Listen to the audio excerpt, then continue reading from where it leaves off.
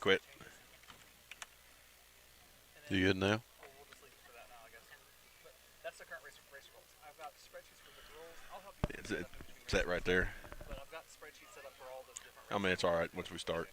So the way this works over here, like, so that first number is 6219. If I don't hear a buzz. That's good. It's a connection thing with that.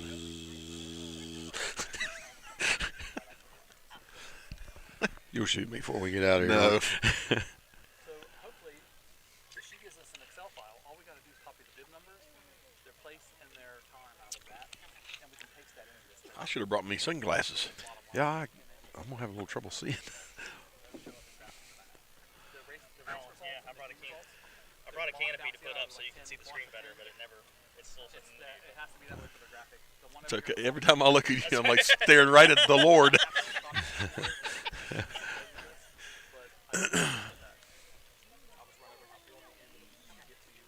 But what you're going to do during the race is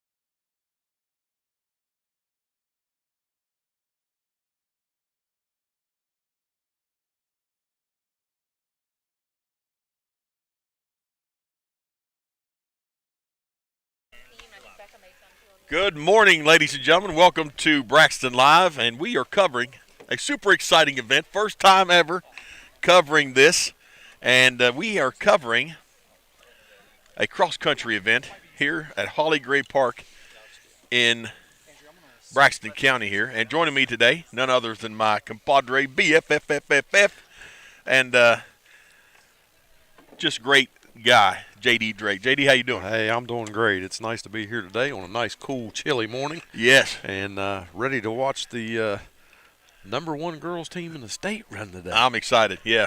Braxton County High School ladies are #1 in cross-country in the state of West Virginia. And joining us, with us right now, assistant coach Robert Lloyd. Good morning, Robert. Hey, we're doing good, and we're tickled to death to have you with us because this is quite an undertaking. And you and I were talking before coming on the air. You've been out here late last night, early this morning, and how long has it taken you all to get this set up and organized? Right. Small stuff, and then of course it's laid out differently this year, just slightly for the high school. And, it took a little bit of effort from all my good parents. Right. Yeah. So, kind of lay out how the events are going to go, because we've got this is a middle school and high school combination, right? Yes. Is that typical throughout the state? Most generally, some schools don't have a high or a middle I school. don't have any video going from the lane yet. Okay. I don't know if you got that turned on or not. Right. Yeah, the middle school take off here at 9 o'clock. They start with the girls, and then boys middle school will run. Then we'll have a small break, and then there'll be high school girls and then high school boys. Okay. It's okay. Starting early morning. That's typical as well as cross country. All the events I've been to have been early. What time did you have teams starting to show up this morning? Of course, it was up to 7. It was a little foggy this morning, so we started rolling in a little after 7, but pretty early. Right. Sometimes you have them roll in earlier. But I like to get there early. That way, I'm already settled and they're set up, not rushing. Right. So those that come early now, will they walk the course to get familiar with it, or kind of what's the routine? Yeah, so like I said, the course opens up at 7. You typically want to walk the course to see I do not have what it's like, a no better video the structure, how to hit the heel, open up, coming down, that type of stuff. And then certainly Right. help Makes sense. You don't want to come into it blind, right? You're sitting there grinning. I'm sure that's what you're thinking, JD. I can't imagine, coming on a level section through the woods and all of a sudden here comes a monster hill and you don't even know it's coming. So I really like the fact that they let them walk the course and get a feel for what the course is going to be like when they can, like you said, when they can open it up, when they can put it on cruise control for a little bit and get their wind back. Now, how do you as a coach kind of attack a course that's spread out like this? It's not like in racing where you got a spotter and you can see him all the time. It's not like it's not a contained court. Your court, middle school wise, is how long? I'm pushing right at 2 miles on the track. So how do you? Because I'm sure there are specific spots that you'd like to be. Do you have people stage at those areas, or how's that work? Some schools do that. I'm not that fast to get to those certain spots. Right. We do have parents sometimes stationed at certain places just to keep basically easy access. Right. Once it starts, it's easy to the parents. Most of them need to be in decent shape. They want to see quite a bit of the course. Right. Yeah. I know. Well, my nephew's an alumni, Cooper, of cross country at the high school here, and hearing them at times we went to events, we would run I'd run best I could from one spot to the other. But some of these parents really get into it, don't they? Yeah. Oh yeah, for sure. It's almost like a wrestling match. Yes. Just on steroids because everybody's doing that. The good thing is on the cross country side of things, every person is cheering for every single kid. It doesn't matter what team you're on because, like I've always said, every sport uses running as a punishment, and Right. here we are. We're doing, I guess, the punishment that everybody else gives out. You're doing the punishment for the reward. Yeah, yeah. Yeah. So and I have a lot of these kids in school, and it does take a special individual to want to go out and do cross country. Yeah. It really does. Yeah. You have to have a certain type of mindset, a certain type of willpower, more or less. Yeah. So a lot of the kids that you see on the different cross country teams, their work ethic a lot of times it's impeccable because of what they have to do as far as running, but it also bleeds over into everything else they do. Yeah, yeah. So some kids that come out, they're coming out to get in shape for, say, basketball or Right. have that extra conditioning for wrestling. So, and then like I said, I have 5 kids at double sport. They're doing soccer right now and cross. That's brutal. And when you're out on the soccer field watching those particular kids, they run circles around all. Oh, yes, they do. Because their endurance factor is through the roof compared to everybody else. Right. Yeah. So you're involved with the middle school, and of course your son runs for the middle school. Yes. Daughter runs for the high school. So you're involved everywhere. Yes. Talk to us about this girls team for the middle school. You got Reese Carpenter, Ms. Flint, Natalie Garrett, Chelsea Payne, Bella Rollison, Hayden Smith. You got a 6th grader, a 7th grader, then you're 8th grade strong. Yeah. Who you most pleased with that has progressed the best throughout the season to this point? And So far, I mean, the Bella Rawson has come in. She's never run a meet in today, so if she would have more miles, then yeah, we'd be even a lot better. 6 miles. I don't think I can make it 6 yards. No.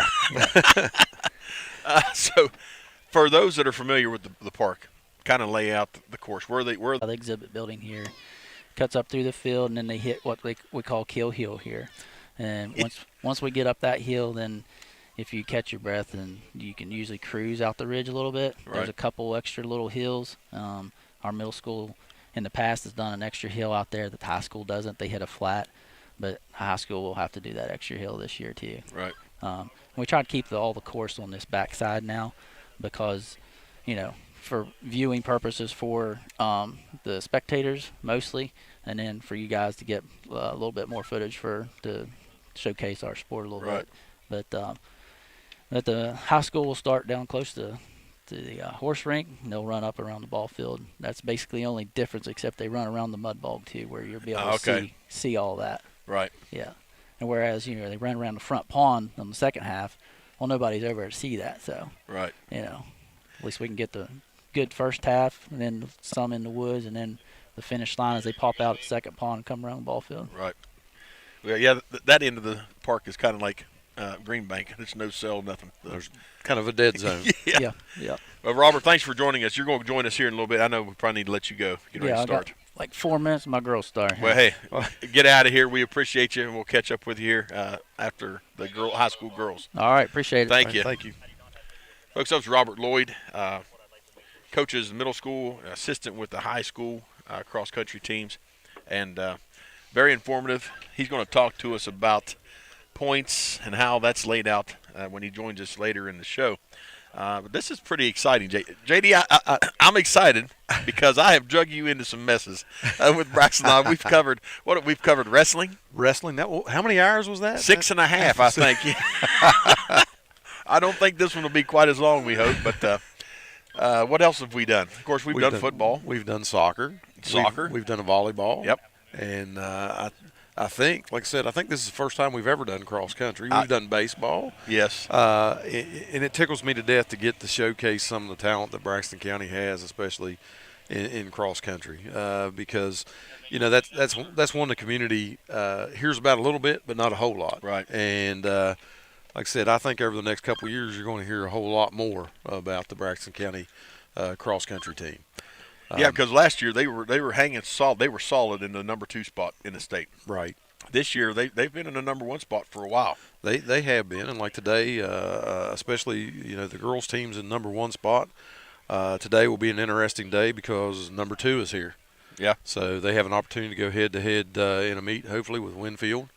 And that's prepping them for states. It is, and like I said, we're still looking at our girls' team as far as the high school. We're still relatively young. We have 2 seniors, yep, and the rest of the young ladies are underclassmen. A little bit more senior laden with the boys' team, right? But it'll be interesting to see how this goes today. Hopefully we can fill the airways with some intelligent conversation about running. We're going to try to. We're going to try. Yeah. If you saw us, you'd see that we are not cross-country. No, not at all. Body structure-wise, we're football through and through. But we're just excited to cover the kids. Yeah, did a little bit of track, but everything I ran was short distance. Right, yeah. Yeah, I'm with you. Well, hey, we're going to step aside, hear some words from our sponsors, and come back. Race 1 coming up. The middle school girls going to start us out here this morning at Holly Gray, right here on Braxton Live.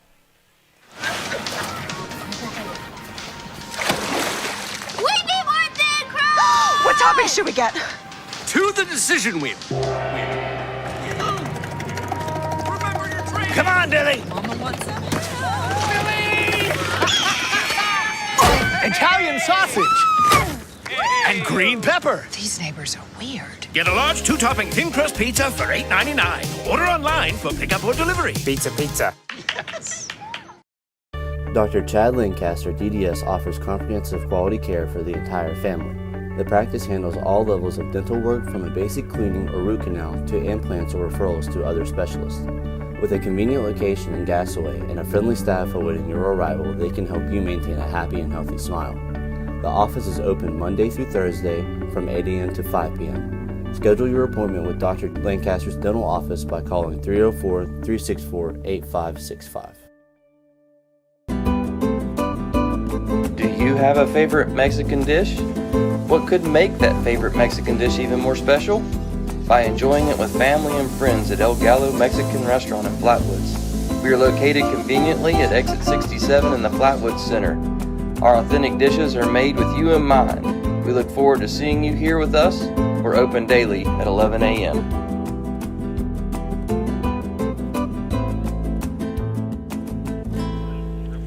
Welcome back up. Look at that drone footage, JD. I'll tell you what, that's some awesome footage. Yeah. Thank goodness the fog lifted. Yes, yeah. I was concerned about it. It was foggy coming out here. But what great footage there out here at Holly Gray Park, covering the middle school, high school cross-country event hosted by Braxton County Athletics. And, JD, I think you've got a list there of the different schools that are here for representing the middle school. So you want to go down through that? Well, sure. It looks like, of course, Braxton County Middle School's here. You have Calhoun Middle, Faith Christian Academy, Richwood Middle, South Charleston Middle, Taze Valley, Webster County, and West Fairmont. And South Harrison. It's right below Oh, South. okay, right below South Harrison. And they're off. Yeah. There they go on the screen. I would have already stopped by now. I'd have said water or oxygen. Yeah. This is great footage.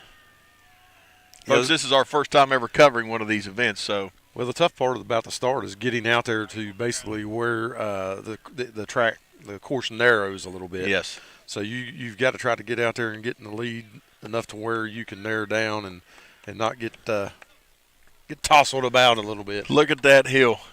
I don't want to look at the hill. That is a brutal climb. And that's just the half of it, because they're going to go up, and here pretty soon, I'm not sure if they're going to make a right before they enter their woods or go in straight. I know there is a trail straight ahead. They are going to cut right. So they get a little break on that flat right there. Yeah, there's a nice little ridge line there, so they really have to push it to get up there, and then they kind of, not really coast, but they don't have to drive quite as hard. Yeah, because right there, you see a couple back there walking. That's an intense hill. It doesn't look bad, but it's long. Yeah, it's and it's pretty steady as far as degree. It's just a long climb for them. Yeah, like I said, I've never run it, but I've walked it before. Yeah. And once they make that turn and go into the woods, it's still slightly uphill, and then eventually they hit a ridge line there. It kind of flattens out a little bit. Yeah, now they're making the left directly behind us.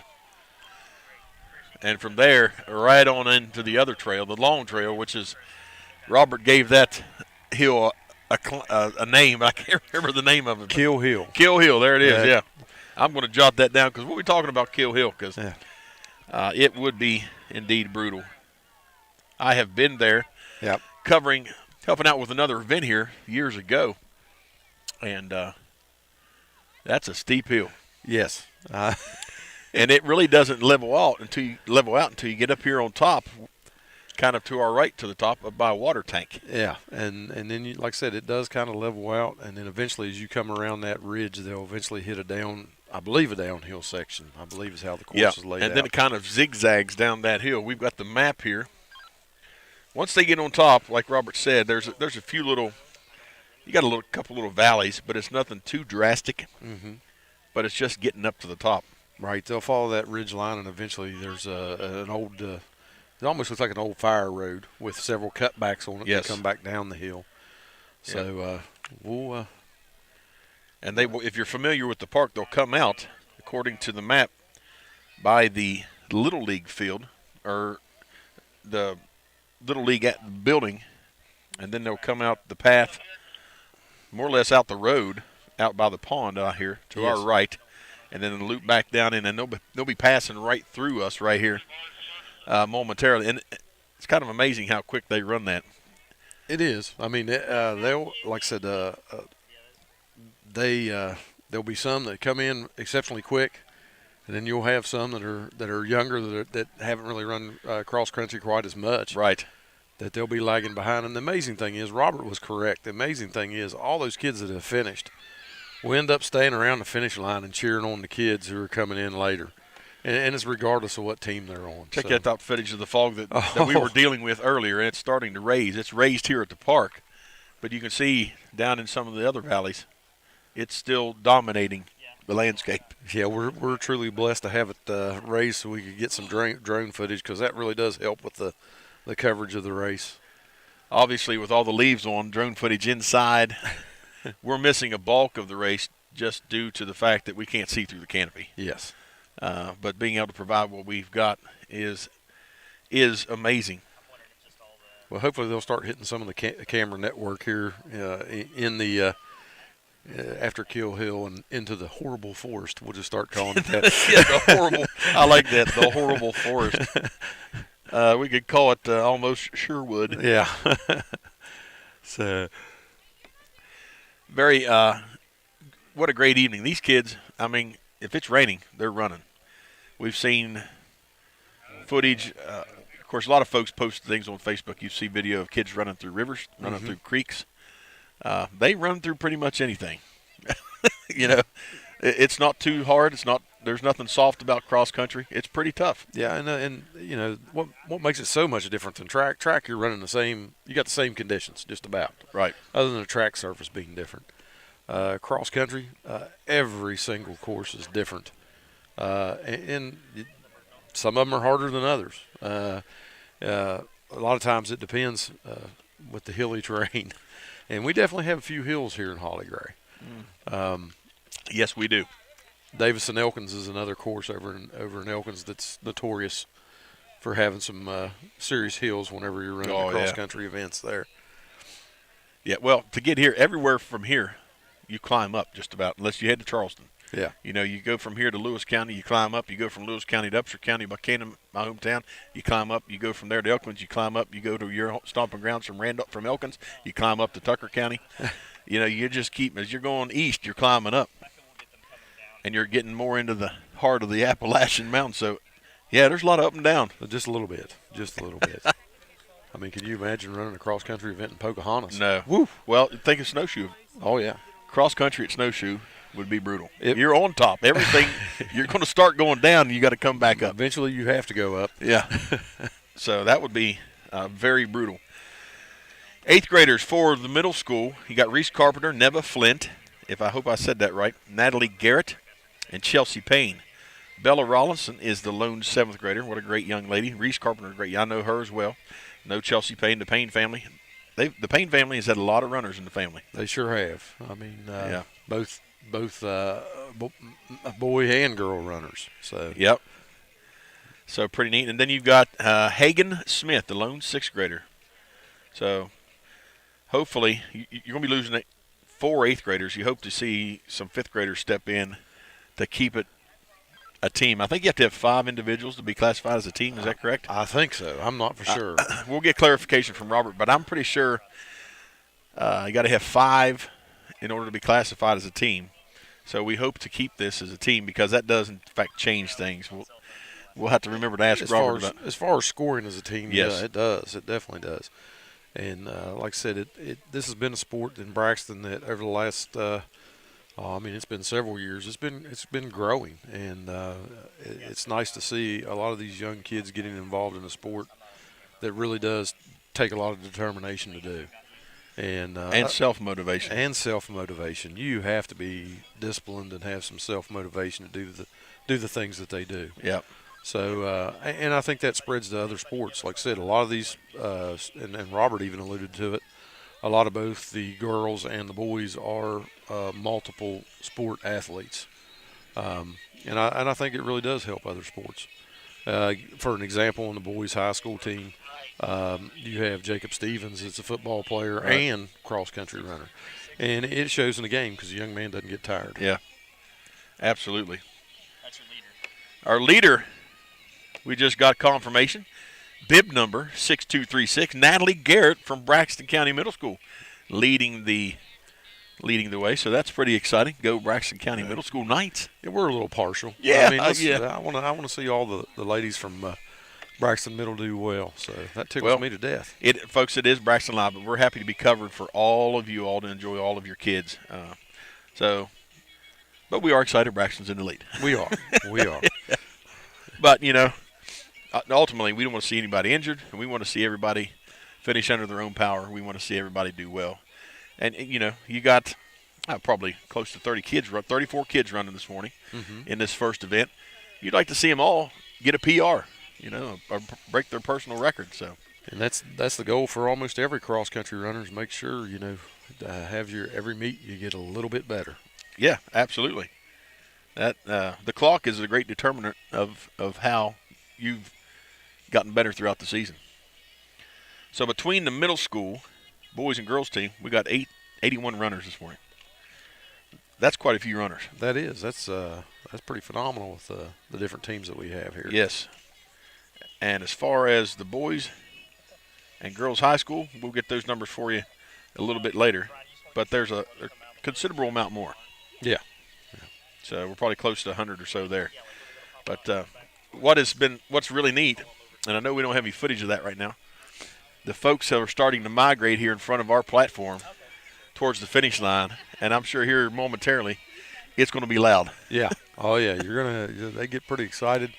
And like I said, it doesn't tone down from the front to the last runner through. I mean, they're all encouraging the kids. And I like that part of this particular sport. Absolutely. So footage you're seeing right now, ladies and gentlemen, looks trying to see kind of like by the Little League field is the footage, more or less the entrance there where you wrap around the one pond. So they're going to be coming out to the right of that as the drone swings around. You're going to see in this area here somewhere-ish, I think right there by that looks like a power pole, they're going to be coming out right there, I believe. I think so. I think that's where the road comes down off the top of the hill. Yeah. It's been a long time since I've came off that hill, but I believe that's where they're going to pop out here momentarily. So you see it. It's almost like a power line right-of-way going up through there. I'm not sure if it's that or a little bit further to the left. It but may be. We'll find out here in just a minute. Yep, there they go. So they cross the power line. You see some runners going through right there. Yep. Way up high. So yeah, it's going to be a little bit left, like you called, JD, of that power line, and they'll pop out there. So great. I'll tell you what. Ryan Shaver's flying the drone. Yeah. We were at an event last weekend, a race last weekend. They were covering a lot of that footage. So you see the runners passing through that opening there. We were at that race, and they were covering a lot of the footage with 2 drones. Right. It takes some talent to get that drone. Look how steady it is. Yeah. To get that thing to stay that steady.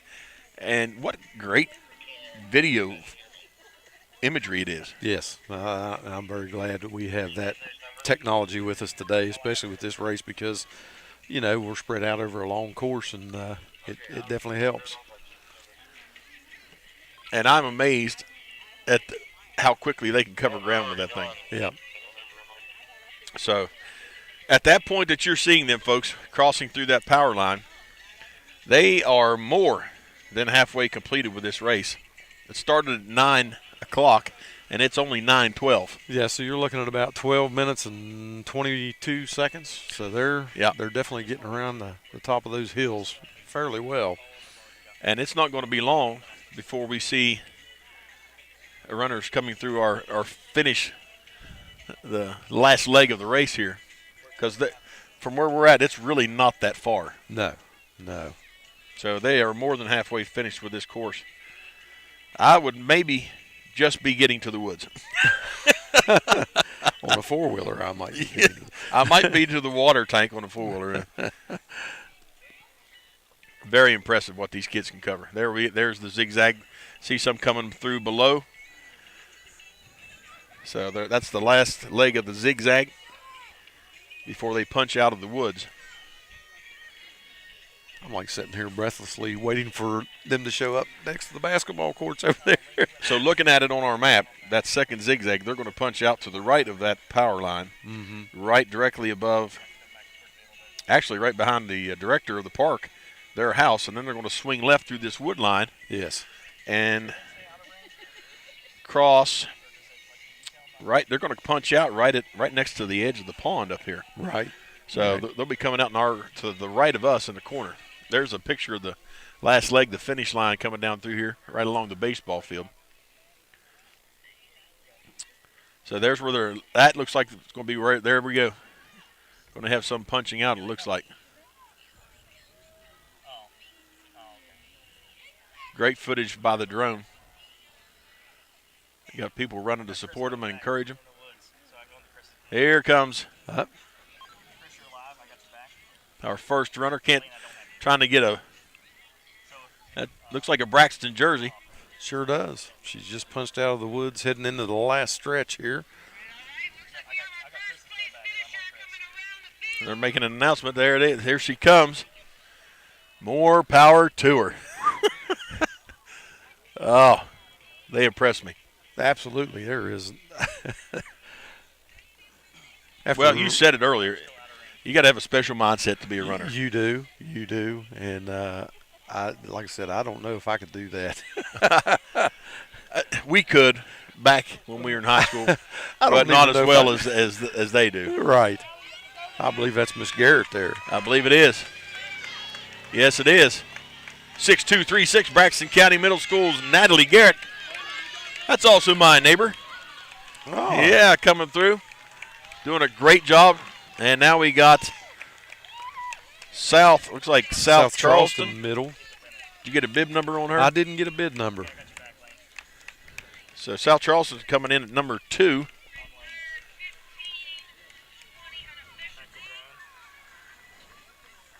Got more folks coming through. And there you go. See the South Charleston Middle School young lady punched through. Well, we got another Braxton County. It looks like another Braxton County runner coming.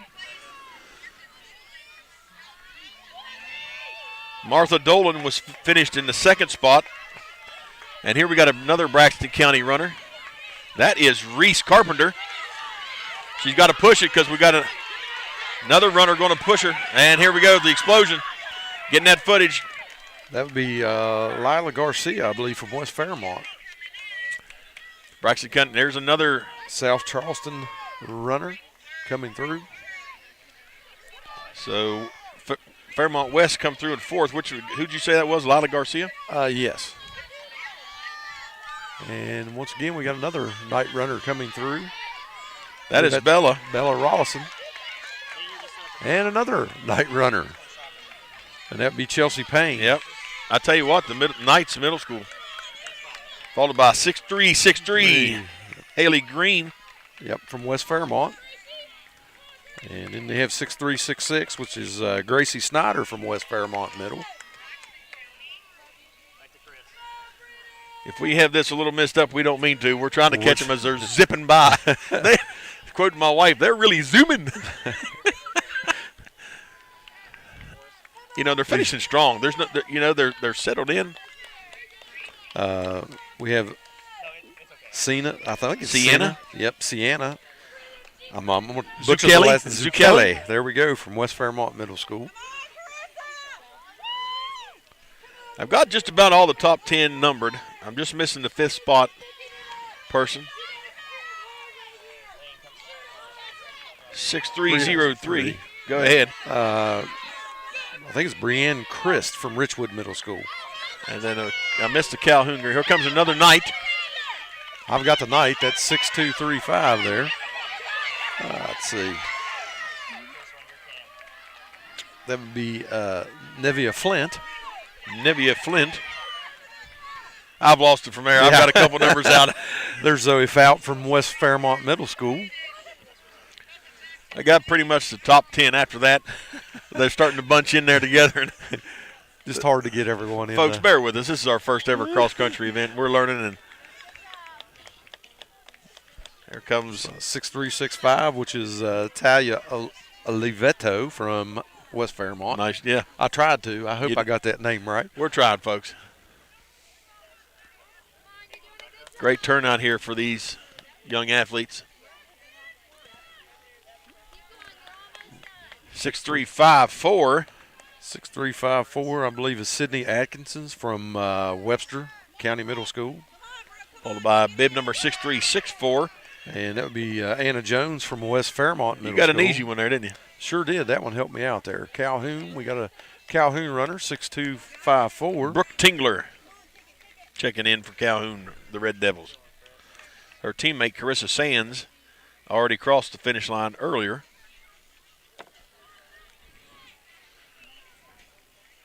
Got a little break in the action in front of us here now. Some absolutely great footage. Compliments of the drone and the mobile camera. We got a cameraman in the back of a side-by-side. There goes Robert Lloyd in front of us. He is sweating already. So he has covered some ground. He has definitely. Uh-oh, here comes a close race between, I got 6'3", 6'7". Go ahead. That's Marley Stiles, and I think the other one was 6'3", 6'0", which is Lauren Drennan from West Fairmont. Teammates. Going pushing at each. it. Yeah, look at them. They are side by side pushing. That's how you get better. Oh, absolutely. You know, my best friend, my best man in the wedding, Dan Ware, we always competed all through middle school and high school. Just at the time, we didn't realize it. I was making him better. He was making me better. Right. And I tried for 5 years to beat him at something. He was always a tenth, 2/10 of a second faster than the 40. He could always 15, 20 pounds bench more, lift more than me. It wasn't until my senior year I finally beat him in the 40. And you talk, I could have won the presidential race. It wouldn't have made any difference. 6'3", 3'2". And 6'3", 6'8", and 6'3", 02. So we got 6'3", 6'8", which is Jenna Watson from West Fairmont. And I got 63, 02, which is Cora Bever from Richwood Middle. And then Jordan Nutter from South Harrison Middle. There we just got a that's 6276, which Brooklyn White from Faith Christian Academy. All right. Running hard.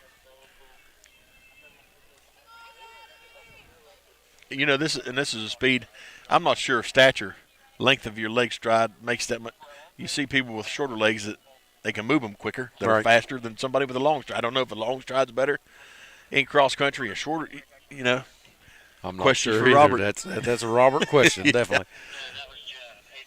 I just know that someone my stature is probably going to not do as well. Yeah. I would concur with that statement, absolutely. A lot of the teams set up inside the baseball field. They've got canopies for their athletes to stay out of the sun, cool down once the race is over. Of course, you see a lot of kids out there running, getting warmed up. Yep. Prior to their event, so. And I noticed that Braxton County has a few cross-country alumni here. Yes. Watching some of the younger kids well, run. Got a lot of faculty out here as well. There's Jerry Frame. You got Heidi Payne. Of course, she's cheering on her sister. And I got a football player out here supporting classmates. That's excellent. I'll tell you, Jacob Stevens want me to mention him big time, I guess, here. Yeah. I've already mentioned him once. He's like us. He's got a face for radio. Yeah, yeah. Good kid, fine young man. Oh, yeah, he is.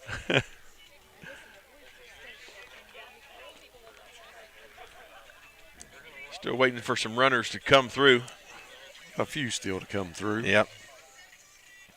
Winner of the event was Natalie Garrett, who came in first for the Knights. And I'm assuming with the 1 spot, the 3 spot, 6 and 7 spot for the Knights, that should help them place pretty well. That definitely should. Yeah, they should be in pretty good shape. As far as team points. Not sure how the scoring truly goes. We're going to try and get some information on that a little later in the coverage today. For sure. We're going to step aside. We'll catch some more runners here momentarily. We're going to take a break. We'll be back after a word from our sponsors here on Braxton Live. At Glenville State University, you can discover friends to last a lifetime, professors who broaden your perspective, and the skills and education for future success in a small town environment.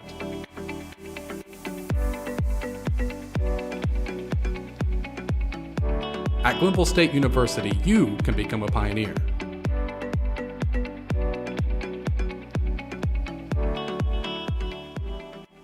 Mid-Stage Chevrolet, I-79, exit 67 in Flatwoods, home of the stock 'em deep and sell 'em cheap boys, and proud supporters of Braxton County athletics all season long. Flying high with Eagle Pride. Find new roads to I-79, exit 67 in Flatwoods. No matter if you're looking for new car sales or service, home of the 10-year, 150,000-mile limited powertrain warranty. Mid-Stage Chevrolet in the heart of Braxton County. MidStageChevy.com. And let's go Eagles!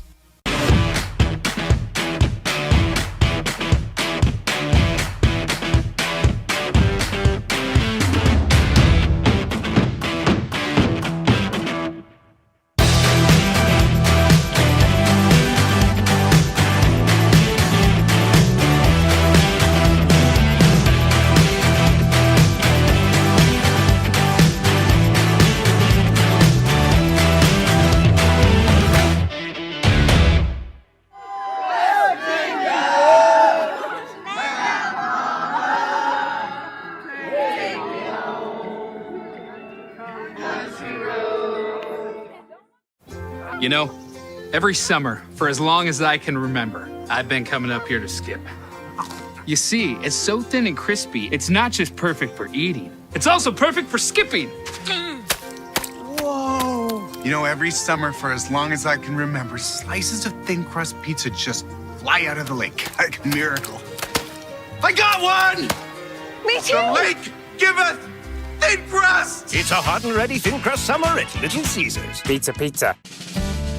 Whether you're feeding cattle, milking cows, or baling hay, the work on your farm is never done, which is why you need equipment that works as hard as you do. From farm-all compact and utility tractors to balers and mowers, Case IH equipment gives you the efficiency and the versatility you need to get things done. To learn more, visit caseih.com/livestock. For me, part-time service in the West Virginia Army National Guard looks like this. As a construction engineer, I'm moving earth, building roads, and working with a great team to accomplish our mission. My service trained me how to operate heavy construction equipment, and those skills have opened up doors to a great career here at home. See how part-time service can help you build your future. Go to nationalguard.com/WV to find out more. Welcome back to Braxton Live. We are about wrapped up with this first event. We have unofficial confirmation. It's looking like Braxton County is going to take the first spot, and West Fairmont going to take the second spot as a team. They are the first two teams to have all of their participants in. That is correct. So it's looking that way, but it's officially unofficial. Yeah, it's a well put. Well put. We're going to try and catch up. I think we've got our first interviewee ready. She is. She looks like she's rested. So we're going to get her on a headset. We've got Natalie Garrett come in number 1 for Braxton County Middle School. Natalie, how you doing? I'm good, I guess. You know what's amazing? You've almost already recovered with your breathing. Yeah. And you just ran about 2 miles. So how did you feel throughout the course? Like from the beginning, like I tried to get a gap and I was in first, and I was very scared because I didn't want anybody past me. So as soon as I got in first, I'm like, I just have to keep going, just do my best. Which was the hardest part of the course for you? Definitely the hill in the beginning. That was so difficult. You were familiar with it. You walked the course. You run the course, I'm sure. Yeah. When you got to the water tower, were you starting to feel, okay, I made that? You didn't have much higher to climb from that point, did you? Yeah, that's pretty much where the big hill ended, and then from there on it was downhill, flattish. Right. So then you can just kind of recover, set your pace, and go from there. So how did it feel to punch through in the number 1 spot for your team? I'm very happy with how I did, and I'm also very, very happy with how all my teammates did. Yes. I just want to say, thank you to all my teammates, coaches, parents, and everybody cheering me on for making this possible, and I'm very thankful for everybody. So let me ask you this. Are you excited? You're having a great season. Are you excited, though, to move on next year and run for the high school? Yes, I'm very excited. I love all the high school runners, and everybody in the sport is just so nice, and I'm excited for next year. Can't wait to see what it brings. Outstanding. Well, hey, congratulations on your first place finish. Thank you. And good luck throughout the rest of the season. Thank you very much. Yes. That was Natalie Garrett, finished first for Braxton County Middle School. We're going to try and catch up with Martha Dolan now, I believe. I think she's recovered. She sucked down a couple of waters. She sucked down a body armor, ate 2 chickens, and I think she's about ready to join us. Hello, Ms. Martha Dolan. How are you doing? Good.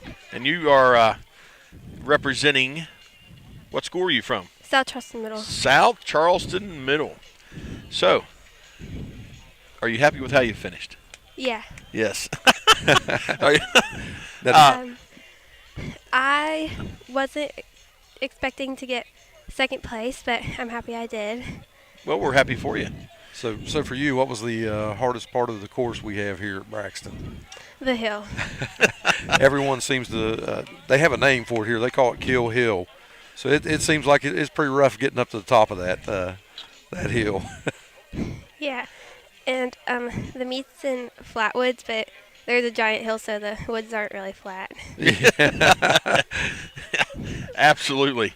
So obviously the hill was the worst part. Once you started cascading, were you able to, or got to the top, were you able to kind of get into a rhythm and get set and settled in for your pace? Yeah. So how long have you been running, and what made you decide to get into cross country?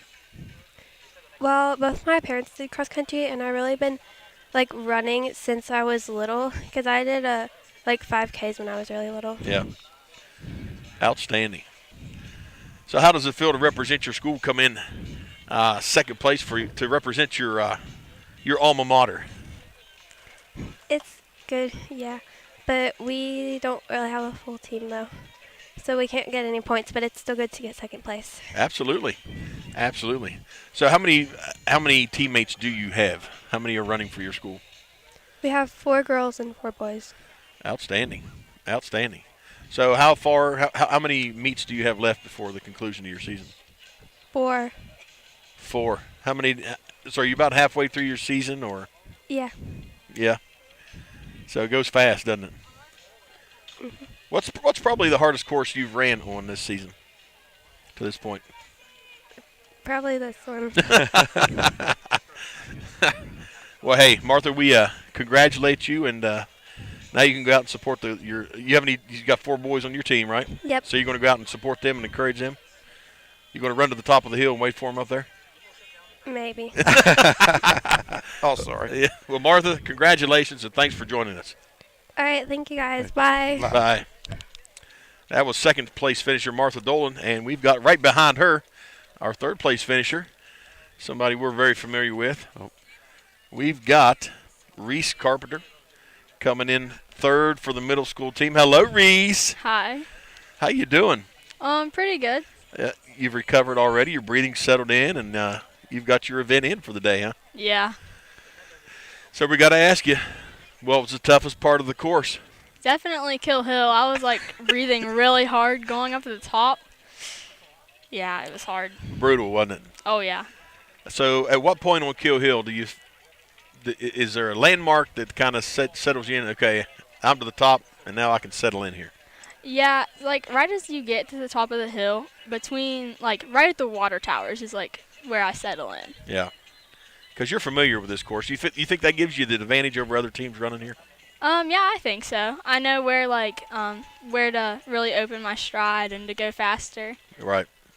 So does your running change as you're coming out the ridge and then starting on your descent, coming down the zigzag? I mean, do you really try and get a longer stride at that point?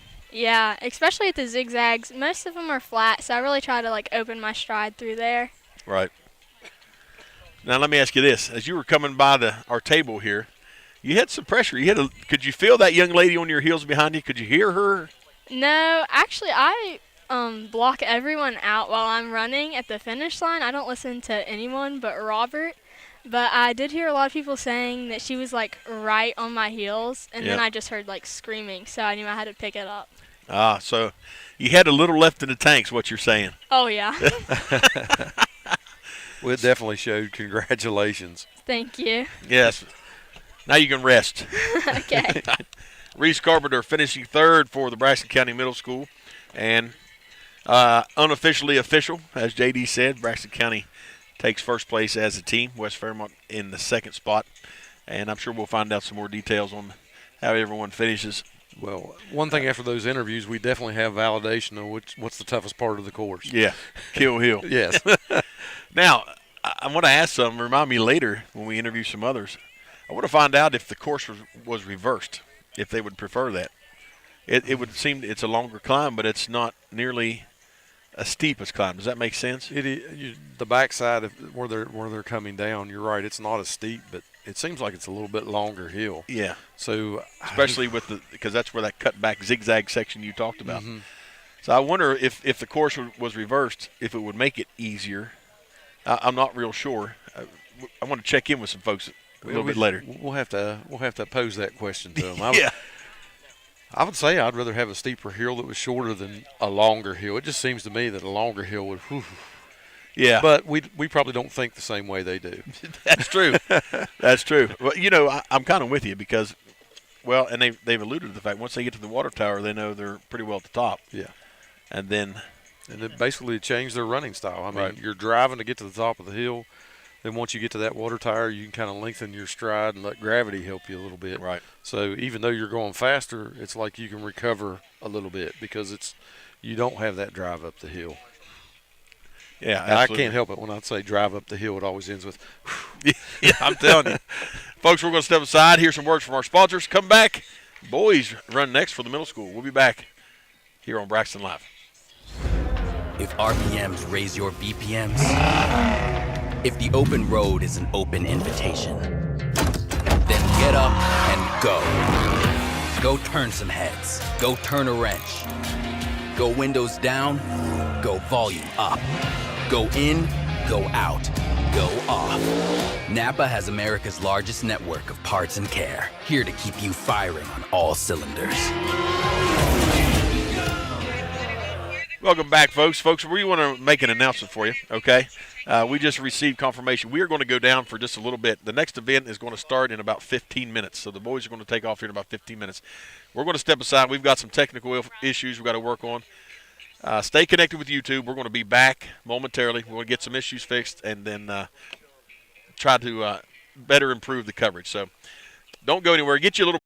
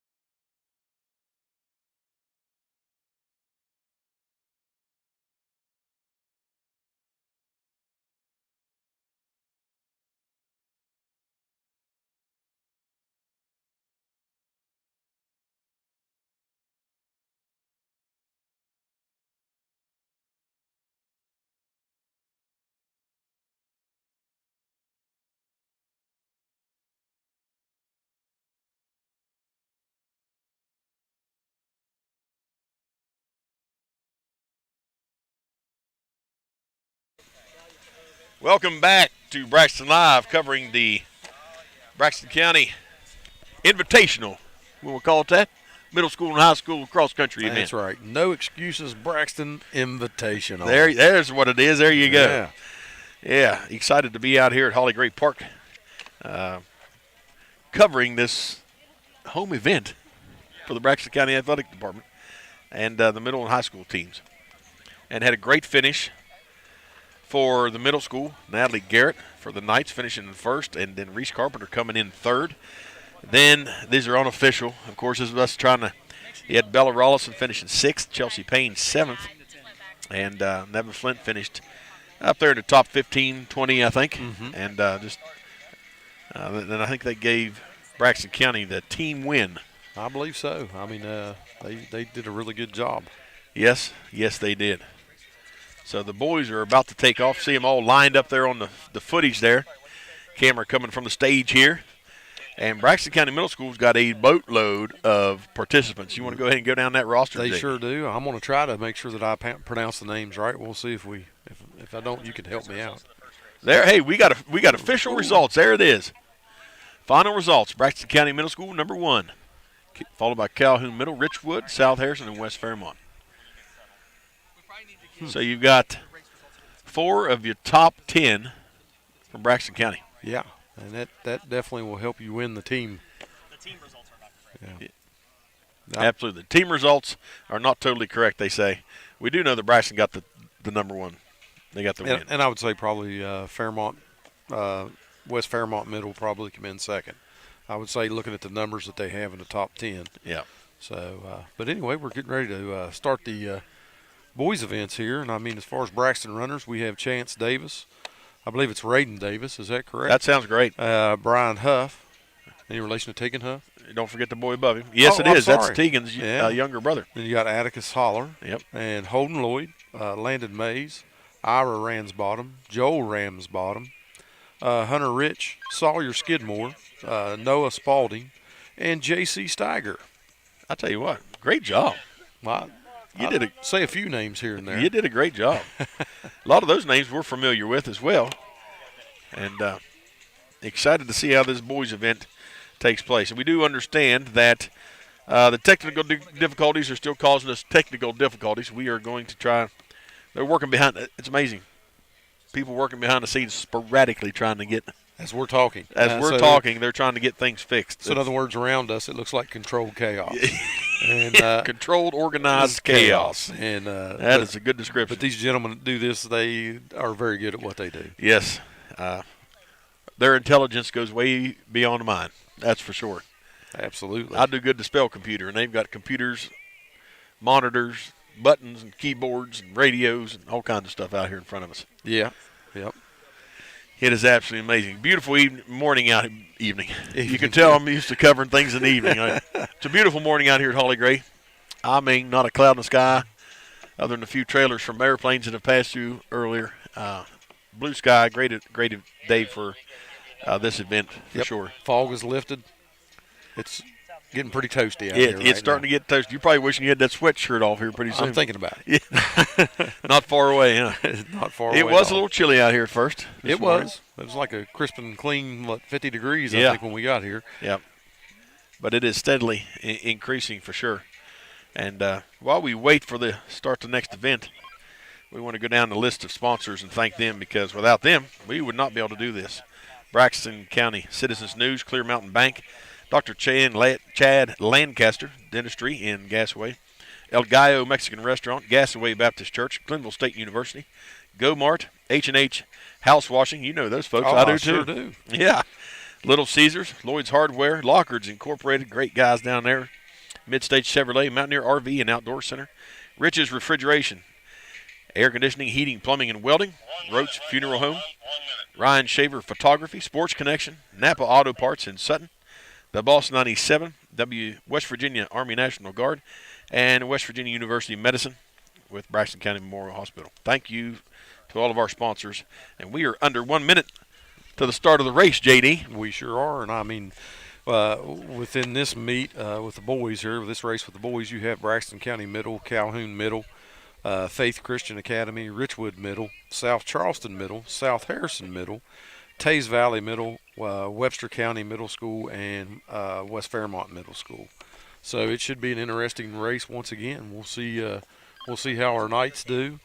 Like I said, Braxton and West Fairmont, as far as numbers, seem to be very comparable teams with the boys cross country as well. Absolutely. So we have I think a total number of 47, and here they go. There they go. Pistol's been shot, and the runners are taking off. Starting out directly behind us. We can kind of spin around, but check out that footage. I'll tell you, what's giving you the footage, folks? I'll tell you, you got a guy sitting backwards. I'd already be sick. Yeah, it would be over with for me. With a camera in the back of a side-by-side, trying to get that footage, and we just dropped the coverage. But there's some footage we're going to catch from another camera as they swing around the backside along the tennis court. Going to travel up the road that takes you along the edge of the road to the tennis court and then back, following the woods along the edge. And then it's not far from there to Kill Hill. And right now I would probably be asking myself why. But they just continue now, right up the hill. Yeah, there you can see the side-by-side right there, and you see them. They've made it up the first incline, and they're going to get a little break before Kill Hill comes up. Yeah. There we're back in the side-by-side. Great footage there. You know, that's the thing. You look at it from our angle or from the camera down here, and even that part that we think is level isn't level. Isn't level. Yeah. We can see them behind us there. There they're going to – the first runner rounding the turn, getting set to enter into the woods. And it's amazing. You can watch them even on the drone footage and see those young men lean forward into that hill and just literally drive up it. Yeah, you imagine you got quads firing, you got calves firing, hamstrings firing. Can you imagine the burn once you get to the top of the hill by the water tower? I'd rather not. Yeah. But like I said, it takes a special individual to take part in this. Everybody's staying strong, kind of still packed in there fairly tight. We don't have a lot of tail end stragglers. The group has really stayed pretty well together. Yeah, you had not much separation from that main group. And what's neat is you don't necessarily see it all the time, but you do have a side-by-side following along behind. To make sure, you know, especially if they have any type of injury or anything, they're there to help out. And get them off the course quickly. Mm-hmm. And render first aid and assistance to them. So we have now entered the canopy phase. Yes, we are now entering in. There's the water tower. Oh, I see it now. Looks like, we might be able to get some footage through here. Talking to the flight director for the drone, he said earlier, they were testing it earlier in the week, they were able to get some footage. We might get some footage here. Lighting was different for them. You don't think about it, but lighting changes what you can see. Yeah, absolutely. So he's zoomed in there now. We're going to start seeing some runners here in this gap right here. It might take a little bit because that's still pretty steep going up to the water tower. Yes, it is. Been up that trail a few times, and it is in fact brutal. It's named Kill rightly Hill for so. a reason. Yeah. Yeah. Yeah, it is rightly named, that's for sure. Great footage there by the drone. And here comes the lead side-by-side cameraman. And there's our first runner. That looks like a Braxton County Knight in the front. Sure does. I mean, there's no way we can give you numbers right now. Absolutely not possible. So very great footage there you're seeing.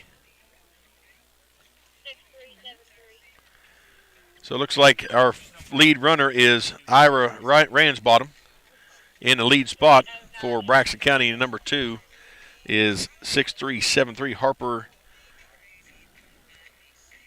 Jaquez. That'd be from West Fairmont Middle. Yeah. In the third spot, you've got bib number 6373 Harper. No, I'm sorry. 6309 in the second spot. And that is Reed Stanley from Richwood. He's used to running hills. I would say so. I mean, you don't have any choice from Richwood. Yeah. if you're in the bottom at Richwood, everything's up from there. Definitely. I mean, definitely. So, outstanding. There comes mass group right there. Yeah, we're starting to hit the pack coming through. And like I said, once they hit that water tire, they can kind of lengthen the stride, let gravity help you out because it kind of does flatten out just a little bit. Yes.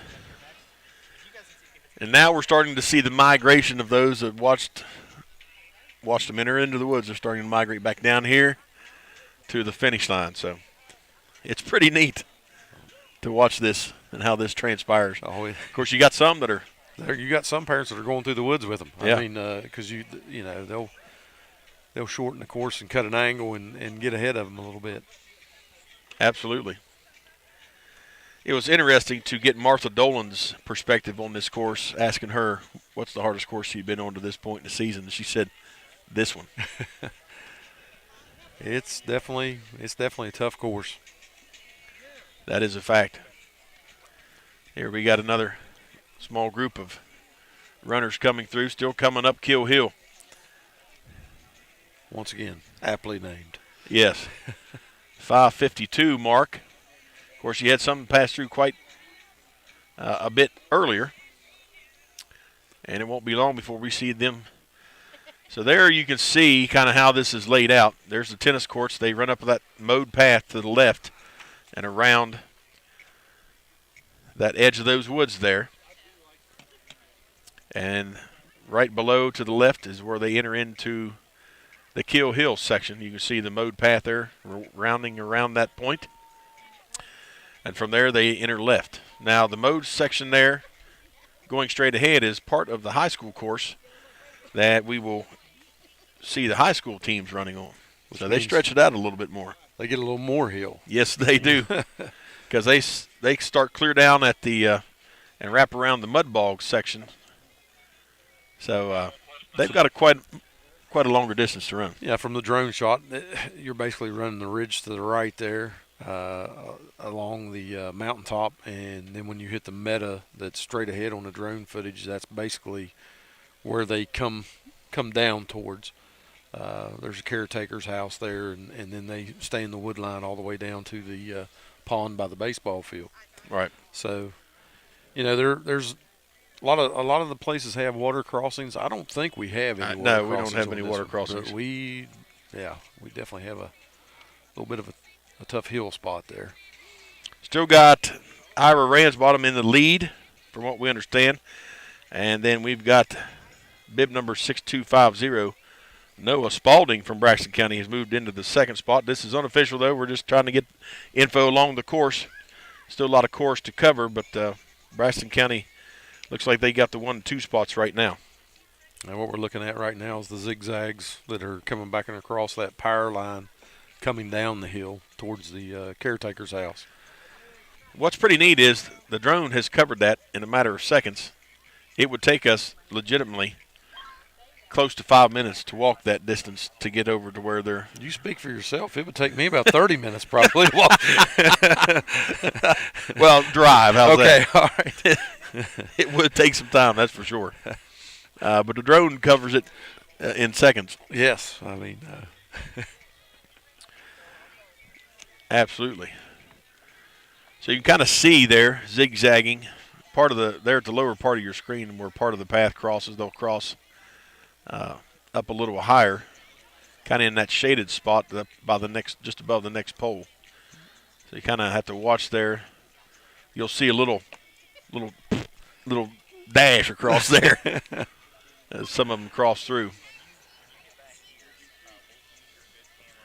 But just great footage. There we saw. Okay, I was looking. The side-by-side just went through on the upper portion of the zigzag. So there goes the first runner. You'll see him in that sunspot just for a second. We're still getting used to our drone footage and the layout. Oh, yeah.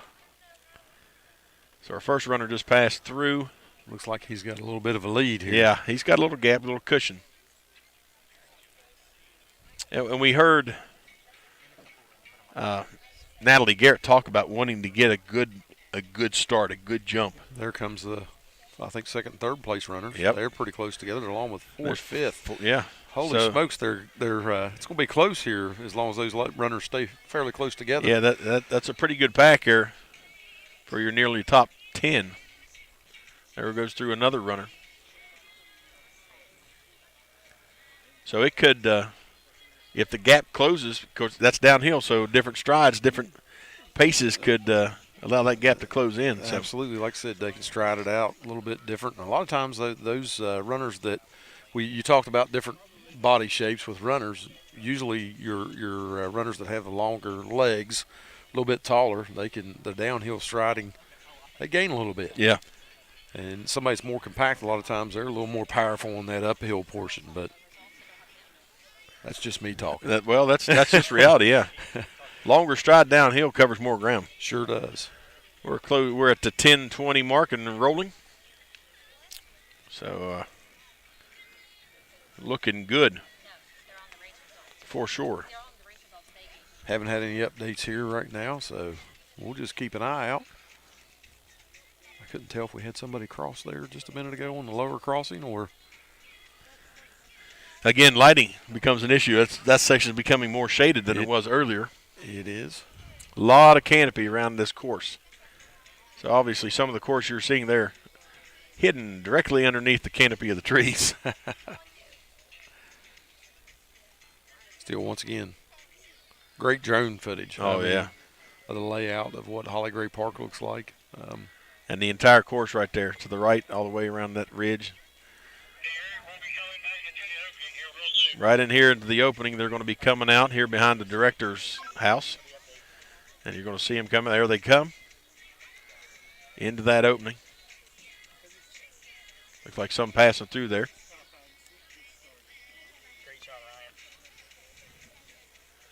Making that turn to the left and heading back into the woods for a short stint. There they come. There's the lead runner. Still can't tell exactly by uniform which one that is. Unofficially, being told that's bib number 6246, Ira Ransbottom.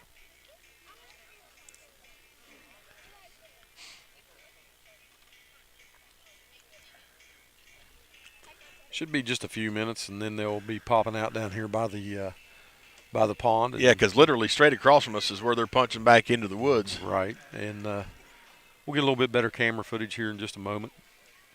There come a nice little group of runners there. We'll have to be yelling jersey numbers here. Oh, it's going to be brutal here in a second. It's going to be brutal. We'll try and get bib numbers, and we'll cover names in a little bit. How's that? You can holler out bib numbers, and I'll write them down. Okay. How's that? That'll work. There comes our lead runner. You know he's feeling good if he's able to make faces at the camera and give hand signs. So he's feeling all right. Yeah, he's doing. He's running a pretty good pace and a comfortable pace for himself. Covering this ground and just now approaching the 13-minute mark. Rounding the press box for the baseball field and getting ready to come down here right in front of us. Impressive. Got confirmation from fans. They're hollering Ira, so it is Ira Ransbottom. Definitely at 6246, which is Ira Ransbottom. Yep. Nice pace. And he even punches it in a little bit there to get the finish. A very close race here for second, third, fourth, and fifth. I'm ready to write them down, JD. Here we go. I'm hoping I can get them. Well, it's going to change, I'm sure, because they're going to start pushing each other. 6309, 6247, 6342. And here comes another batch. Yes, they are. So I think this one's 6347.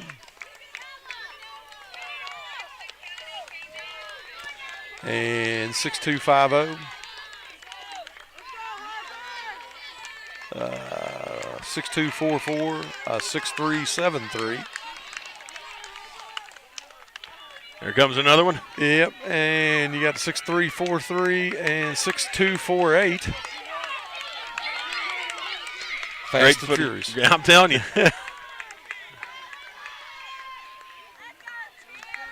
And night runner here, that'd be 6240.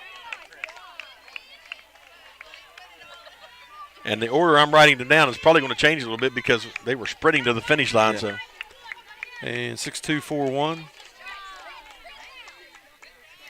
You got 6344. You're doing a great job.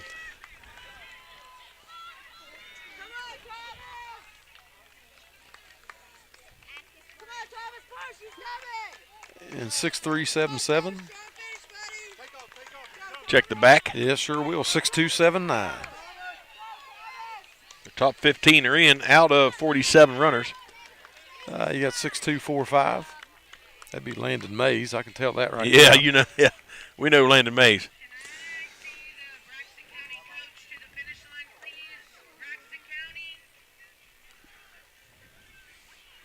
Got a little dead time here. Yeah, I'm sure that helps Landon with wrestling. Oh, and just keeps him in great shape football for as wrestling and well. football. Yeah, multi-sport athlete there for Braxton County Knights. Yeah, you think about that. You play football game Thursday night, then you got cross country on Saturdays. Yeah. Another Braxton runner. You got 6251, 6249.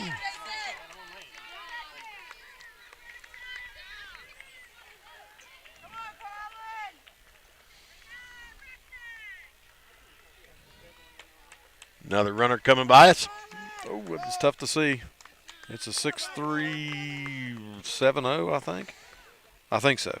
I heard him say Collins, so it might be. Sounds good. Yep. There it is. That was Colin. Colin Curry. Special thanks to the parents for helping us call these numbers out. 'Cause some of them bibs are tucked down into their shorts. That's Liam, I know that, but 6359. That'd be 6359 be Riley Ray, though. She's hollering Liam on up the. Okay. up Riley the, Ray from Webster County. And then you got 6374, which is Liam Little from West Fairmont. You got 6255 coming into the camera from Carter Bernard from Webster, and then a whole bunch. 6358. I'm out of spots to write. That's quick. We got a bunch of kids finishing out there Yeah. strong. Here comes another little wave. There goes Brian Huff from Braxton County. Finishing in that pretty good pack right there. We have coming in 6356, which is Brylan Clayton from Webster County.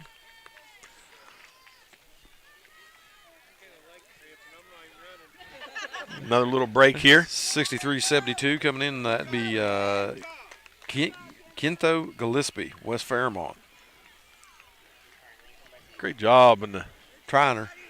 And then I got 6376, Quinn McVicker from West Fairmont. He gives a final punch around this corner. Got 6357. You get the next one there. I got 6357. Jeremy Koger. Yep. 6277. Following up, that is Chase Conley. And I missed that one looking at you. I believe we have another one from probably Taze Valley, I believe. 6278. No, that's actually Faith Christian Academy. That's Luke Goodson.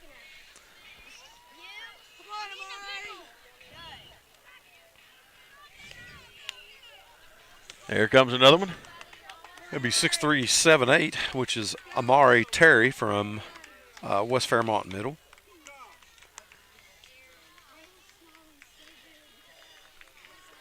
All of them so far finishing under their own power. And I don't know who this is, but they're moving. There comes a parent or a coach.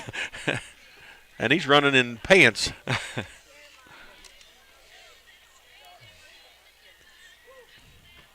I guess we could run down some of those top finishers there. Well, it's unofficial, of course. Yeah. But we do know number one's Ivor Ransbottom, followed by 6309 Reed Stanley. Now, we're not sure if these stayed in that order because there were some mad dashes to the finish. We're about 100 yards from the finish line. So there could have been a change a little bit, what we've got unofficially. Third, 6247, Joel Ransbottom. 6342 in the fourth spot, Luke Odessa. Fifth is 6347, Brody Shockey from Tays Valley. 6250. That'd be Noah Spalding from Braxton. 6244. 6244 would actually be that'd be Holden Lloyd. Holden from Braxton. 6373 in the 8th spot. 63, what was it again? 73. 73. That'd be Harper Jaquez from West Fairmont Middle. 9th is 6343. 6343 would be Eli Dillon from Tays Valley Christian. And 10th is 6248. 6248 would be Hunter Rich from Braxton County Middle. Now that could have changed a little bit. Getting an official report from the scores table, Braxton County is going to take the team win, followed by West Fairmont and then Webster in the 3rd spot. So another big win for Braxton County Middle School Knights. Once again, they performed fairly well.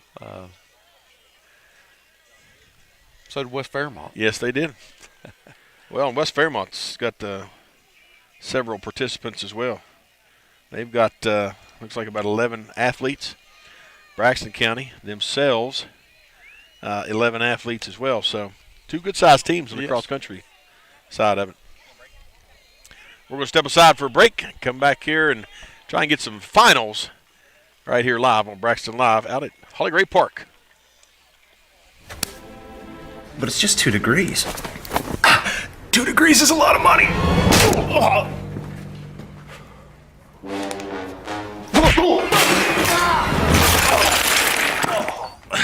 But I'm sweaty. We have a car payment to make! Don't beat yourself up over energy costs. Mitsubishi Electric Systems give you efficient individual room control with no ductwork. Mitsubishi Electric Cooling and Heating. Live better. Go to MitsubishiComfort.com. The Roach Funeral Home's goal is to give the families we serve a warm and relaxed home to come to during the difficult moments in their lives. To facilitate meaningful and respectful ways for families to grieve their loss and celebrate the memories of their loved ones. We are guided by the concept of fundamental honesty and fairness in everything we do. We offer traditional funeral and cremation services. We also offer pre-need consultations where planning ahead can make all the difference to your family. At the Roach Funeral Home, the friendship of those we serve is the foundation of our business. Mid-Stage Chevrolet, I-79, exit 67 in Flatwoods, home of the Stock 'em Deep and Sell 'em Cheap boys, and proud supporters of Braxton County Athletics all season long. Flying high with Eagle Pride. Find new roads to I-79, exit 67 in Flatwoods. No matter if you're looking for new car sales or service, home of the 10-year, 150,000-mile limited powertrain warranty. Mid-Stage Chevrolet in the heart of Braxton County. MidStageChevy.com. And let's go Eagles! I think if you're looking for a job in health care, being a part of a rural health care system is an excellent way to start. At Braxton County Memorial Hospital, you learn so many things that you don't always get to experience in larger facilities. The care that I get to give with my patients, you get to know these people on a more personal basis. Become a part of our team. Apply online today at wvumedicine.org/careers to see all of our current job opportunities. At Case IH, we believe it's our job to provide you with solutions. That's why our Farmall and Maxim tractors, as well as our tools and attachments, are designed with you in mind. From mowing to baling to loading and more, we're here to help turn your to-dos into to-dones. At Case IH, we'll keep your days running smoothly with equipment that's durable, versatile, and highly efficient. No wonder farmers are more loyal to Case IH than any other brand. Visit your local dealer or go to caseih.com/livestock for more. We've gone through a lot of changes this past year. However, one thing that hasn't changed is the campground. It will always be our escape from the hustle and bustle of everyday life. A way to get fresh air and create everlasting memories with your family. The campground has always been a place we call home, and nothing can change that. Come experience the Mountaineer RV difference and join our family today. The roar of our engines, the pump of our heartbeats, the pedal to our metal. The sparks that ignite us, the pistons that push us, the passions that drive us. From the feelings that move us to the places that pull us, on the roads that unite us. NAPA has America's largest network of parts and care, here to be the fuel that keeps you firing on all cylinders. With Mitsubishi Electric's revolutionary hyperheating systems, you can keep one or every room toasty, with lower energy bills and no new ductwork, even when temperatures outside dip to -13. So your home will never feel like an icebox. Right, Buster? Good boy. Mitsubishi Electric Cooling and Heating. Make comfort personal. There you go. Welcome back to Braxton Live. We've got the first place winner. He's nervous, Rick. I don't know what he's nervous for. He just ran 2 blooming miles. Ira Ransbottom for Braxton County Middle School. How you doing, buddy? I'm doing good. It was a pretty fun race, pretty easy. Probably because we've ran it so many times. Yep. Especially for getting in trouble. What kind of things get you in trouble, Ira? Basically just playing around when we're not supposed to. That'll do it, yeah. Yep. So let us ask you, even though you're familiar with the course, what's the toughest part of the toughest leg? Definitely Kill Hill, not the one at the start, but the one inside the trail. Right. Once you get up in the leaves, up in the canopy, because we can't really see that from where you enter into the water tower, that's a pretty rough part, isn't it? Yeah. So how do you feel once you get to the water tower? You're like, whew, I made it, now I can settle in. Yeah, I felt pretty good. I was just like, I know the hard part's over. It's basically just flat and downhill from there. Right. Let me ask you a question, Ira. We were talking about this over a break.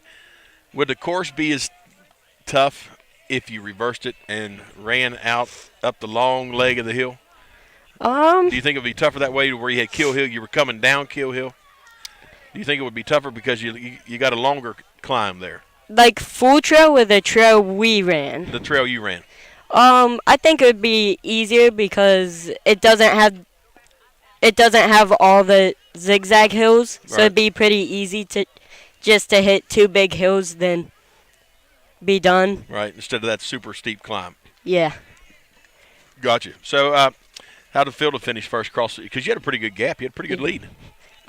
It felt good. This is my first time placing first. Really?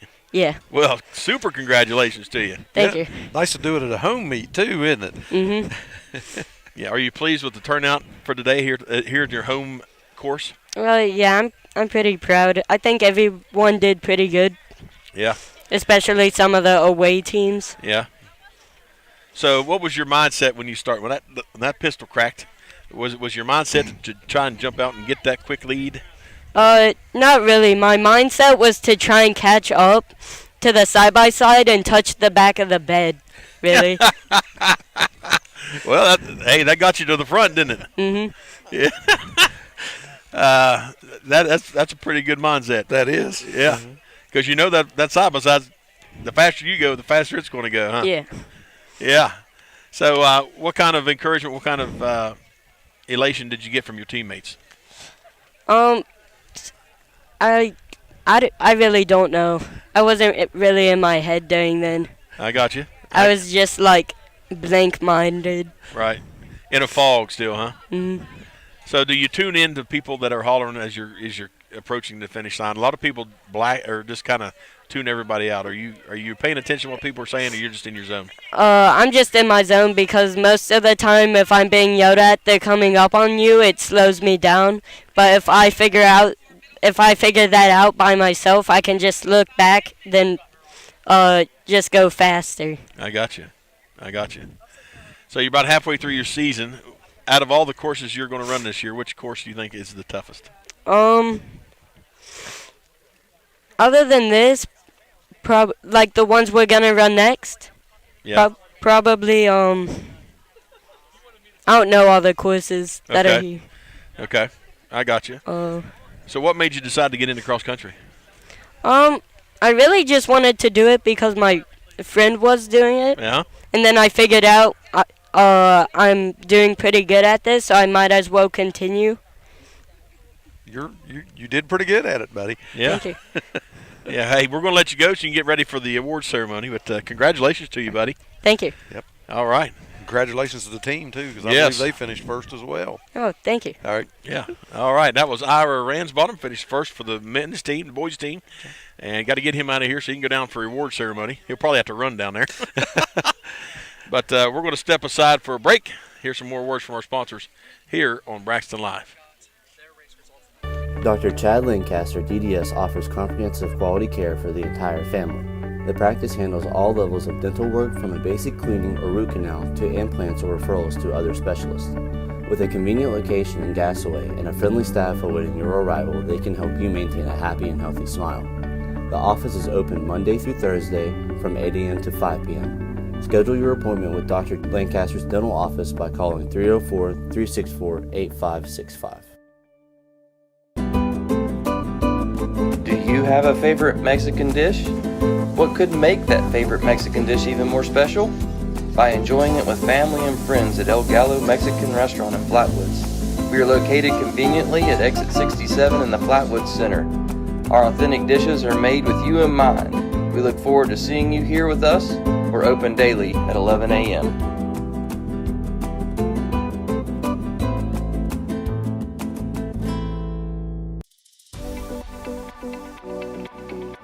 At Glenville State University, you can discover friends to last a lifetime, professors who broaden your perspective, and the skills and education for future success in a small town environment.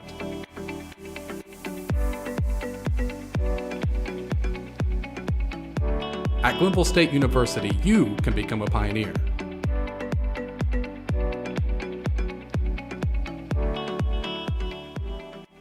Mid-Stage Chevrolet, I-79, exit 67 in Flatwoods, home of the stock 'em deep and sell 'em cheap boys, and proud supporters of Braxton County athletics all season long. Flying high with Eagle pride. Find new roads to I-79, exit 67 in Flatwoods. No matter if you're looking for new car sales or service, home of the 10-year, 150,000-mile limited powertrain warranty. Mid-Stage Chevrolet in the heart of Braxton County. MidStageChevy.com. And let's go Eagles!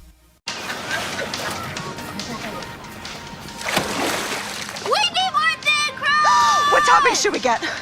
To the decision wheel.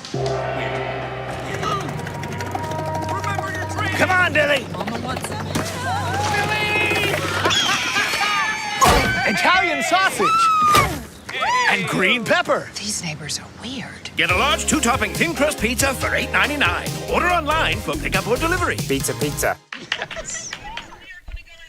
Welcome back to Braxton Live. Hey, we're going to shoot it down the course, and we are going to be live there at the award ceremony. So here we go, shooting it down the field. Well, Zoe Fout.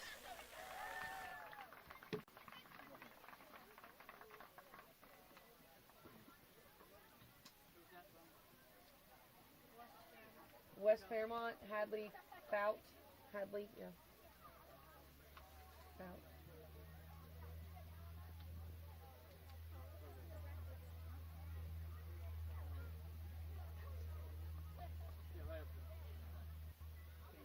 Are we good? Okay.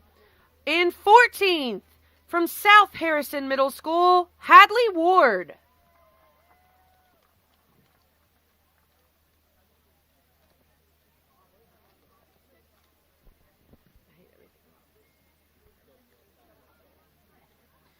In 13th, from Braxton County Middle School, Nevaeh Flint.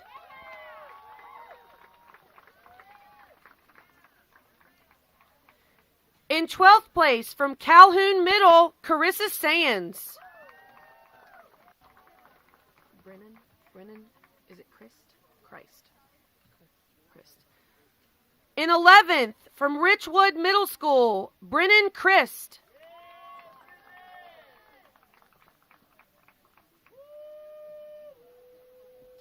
Should I do top 5 or top 3? Top 4. In 10th place, from West Fairmont Middle School, Sienna Zucchelli. I tried. In 9th place, from West Fairmont Middle School, Gracie Snyder.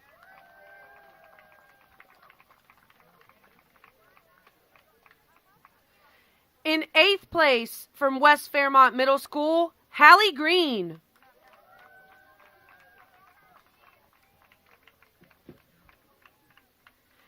In 7th place, from Braxton County Middle School, Chelsea Payne.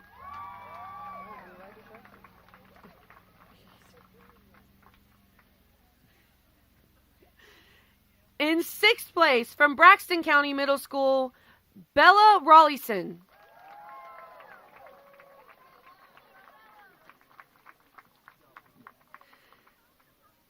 In 5th place, from South Charleston Middle School, Claire Dolan.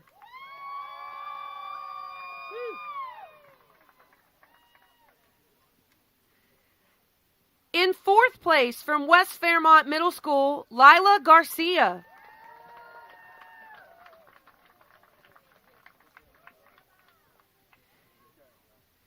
In 3rd place, from Braxton County Middle School with a time of 16:05, Reese Carpenter.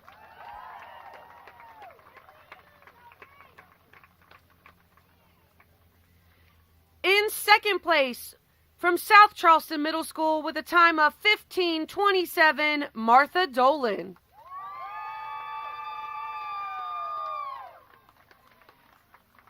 And your overall champion today with a time of 15:18 from Braxton County Middle School, Natalie Garrett.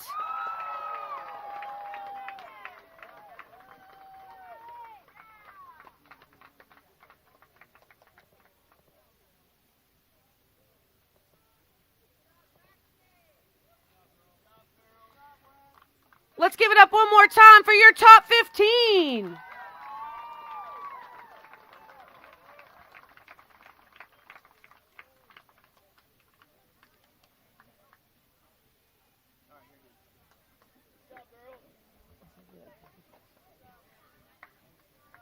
All right, and moving on to our team awards for our girls.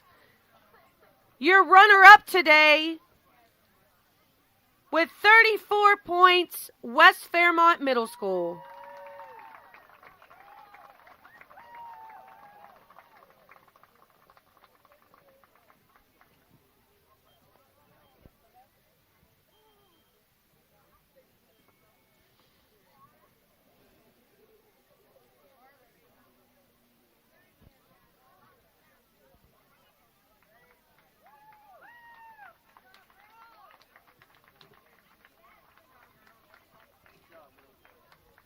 Great job, ladies.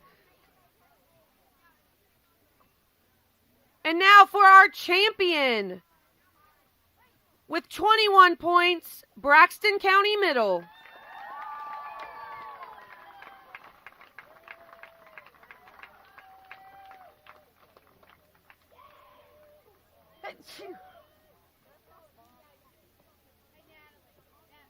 I hope it picked up.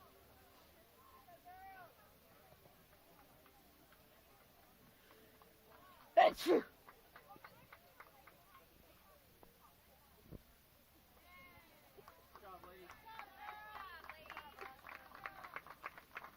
Great job, ladies. All right, moving on to our top 15 boys. In 15th, from Faith Christian Academy, James Lockhart.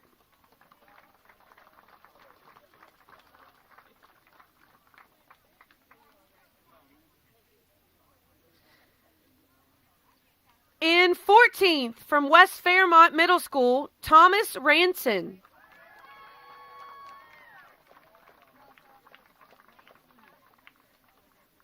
In 13th, from Tays Valley Christian, Connor Gray.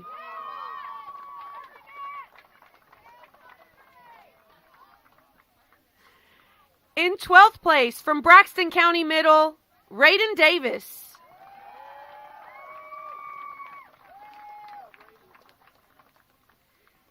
In 11th place, from Braxton County Middle, Chance Davis.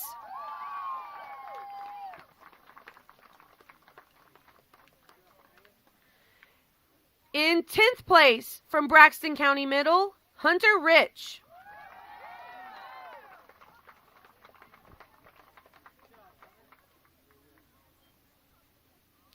In 9th place, from Tays Valley Christian, Eli Dillon.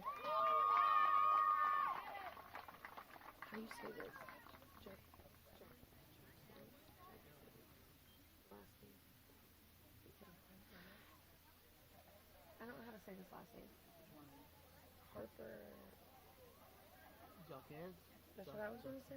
Okay.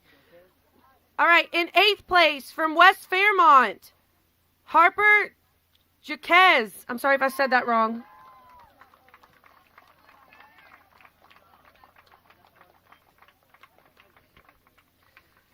In 7th place from Braxton County Middle, Holden Lloyd.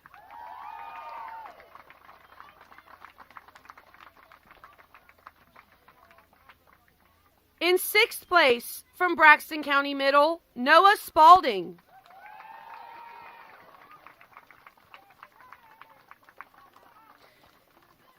In 5th place from Tays Valley Christian, Brody Shockey.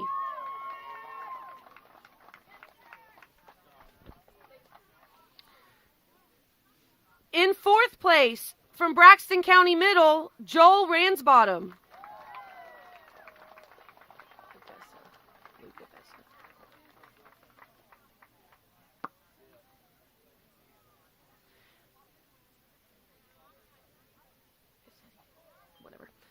In 3rd place, with a time of 14:03, from Tays Valley Christian, Luke Odessa.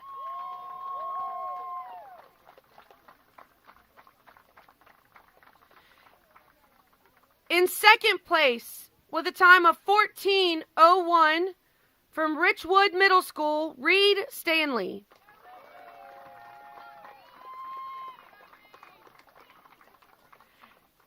And your champion today with a time of 13:37 from Braxton County Middle School, Ira Ransbottom.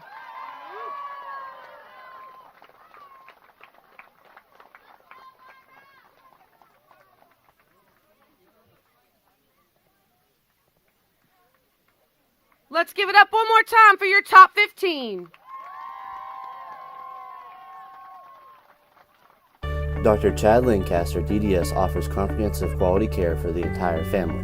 The practice handles all levels of dental work from a basic cleaning or root canal to implants or referrals to other specialists. With a convenient location in Gassaway and a friendly staff awaiting your arrival, they can help you maintain a happy and healthy smile. The office is open Monday through Thursday from 8 a.m. to 5 p.m. Schedule your appointment with Dr. Lancaster's dental office by calling 304-364-8565.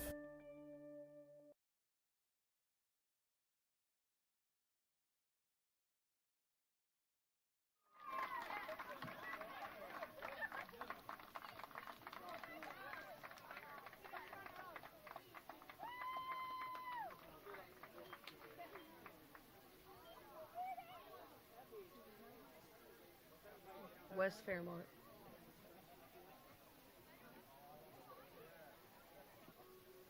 You're welcome.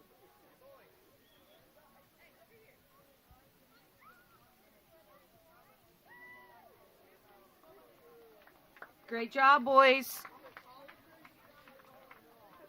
All right, and now for your champion today with 24 points, Braxton County Middle.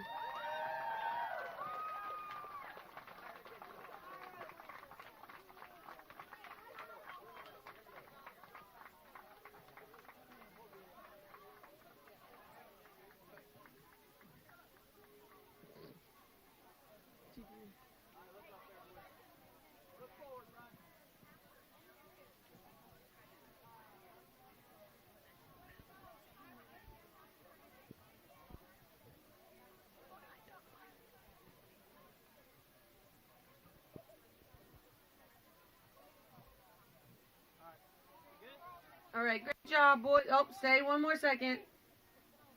Girls, get up there. Braxton County girls, get in the picture, please.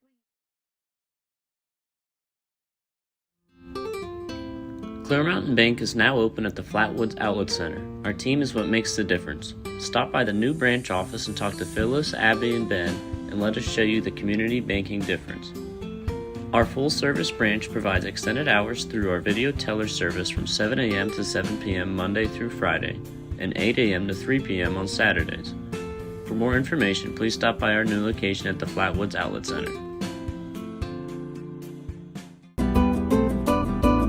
Do you have a favorite Mexican dish? What could make that favorite Mexican dish even more special? by enjoying it with family and friends at Gallo Mexican Restaurant in Flatwoods. We are located conveniently at exit 67 in the Flatwoods Center. Our authentic dishes are made with you in mind. We look forward to seeing you here with us. We're open daily at 11 a.m.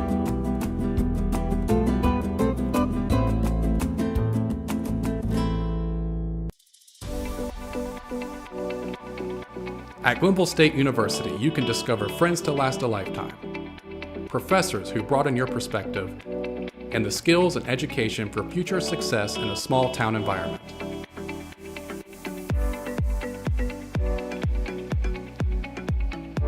At Glenville State University, you can become a pioneer.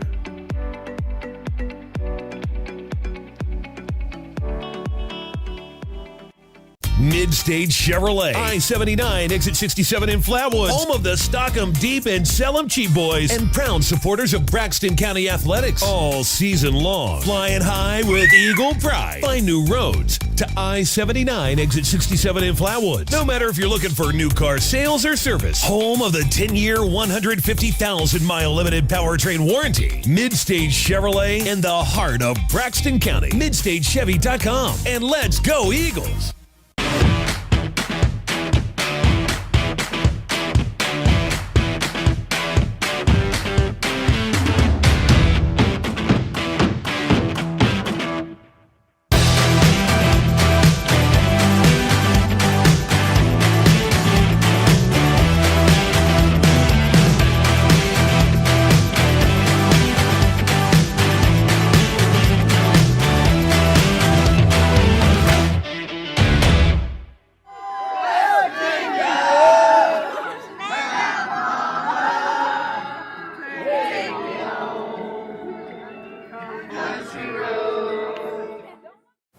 You know, every summer, for as long as I can remember, I've been coming up here to skip.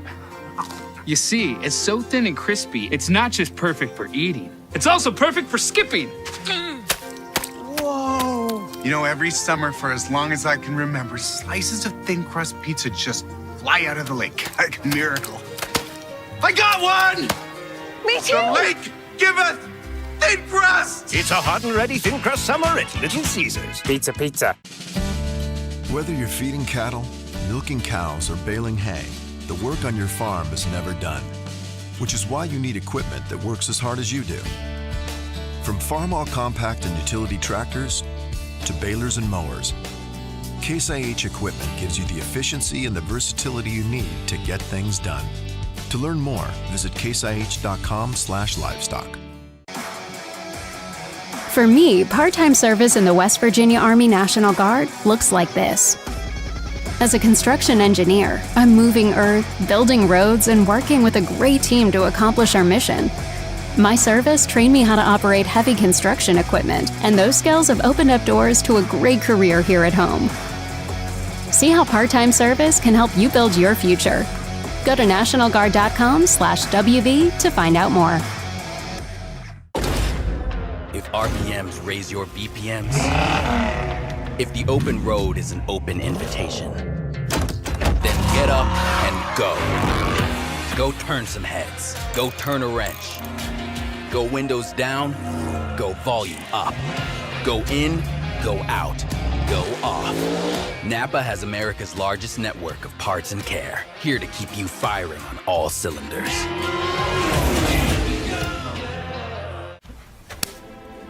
But it's just 2 degrees. 2 degrees is a lot of money.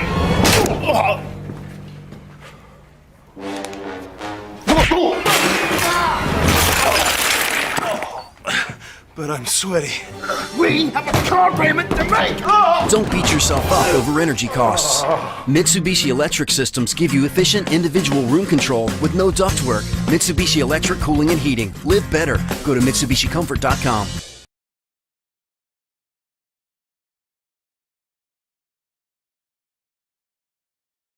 The second place finisher, we've got Reed Stanley from Richwood. Reed, how you doing, buddy? The run. Doing pretty good. Legs hurt a little bit from the run. I understand. Hey, you did better than I could. I'd still be up there by the water tower. I don't think I'd make it to the water tower. They'd probably call an ambulance for me. But hey, well, I you would have did a been great job. I'd have been in the side by side, of course. But so, Reed, what was the toughest part of the course, buddy? Probably the first hill. It's a dandy, isn't it? You know, do you know what they call it? No. They call it Kill Hill. So that was the toughest part. How'd you feel once you got up, kind of flattened out? My legs just like felt numb, and it was hard to get back up to speed. So about where did you feel that you got your legs calmed down? You know, of course, you got a lot of lactic acid pulling that hill. You got a lot of things going in your muscles.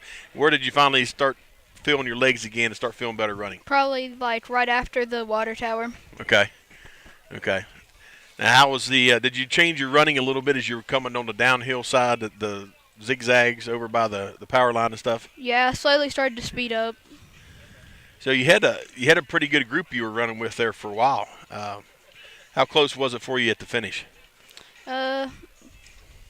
For what do you mean, like? Was there a bunch of people around you or close to you, or had you got a little bit of a gap there towards the end? Yeah, a little bit, but not much. Outstanding.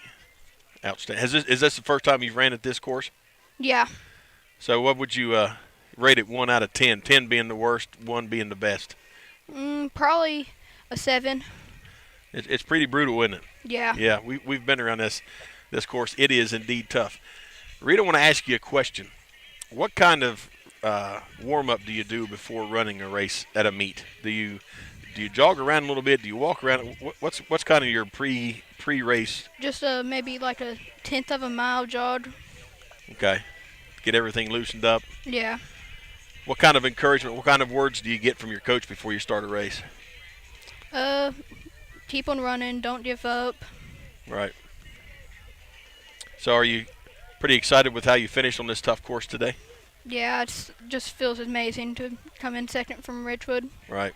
And I think we've asked just about every runner, too, when you're coming down this end stretch right here, are you pretty well zoned out, or do you hear all the people yelling for you as you come down through here? No, not really. I'm pretty zoned out.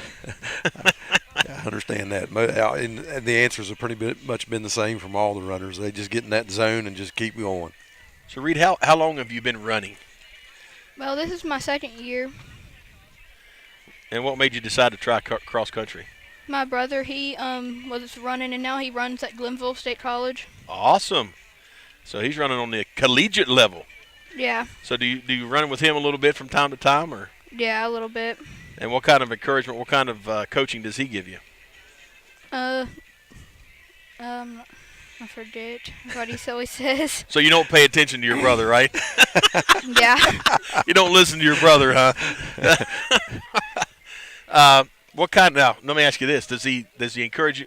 What do you eat? Do you eat whatever you want because you're running so much every day, or do you eat certain foods that help your body be better? No, not really. I just eat whatever I want. I got you. So, do you go watch your brother any? Have you been able to go to any of his meets since he's in college? One so far. It was pretty good. Is it more intense than like something like this? Yeah, way more intense. Is it? How so? It's just I can't tell. Is there a lot more yelling because it's even more competitive at the college level? Do you think? Yeah. Yeah. Now is that your goal to maybe do that at some point as you get older? Yeah, I want to just be like my brother.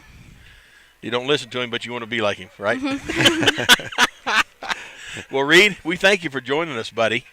Congratulations on your second place finish, and good luck the rest of the season. Thank you. All right, be careful going back to Richwood, all right? Okay. Nice talking to you. You too. That was Reed Stanley, finished second for Richwood Middle School. Fine young man.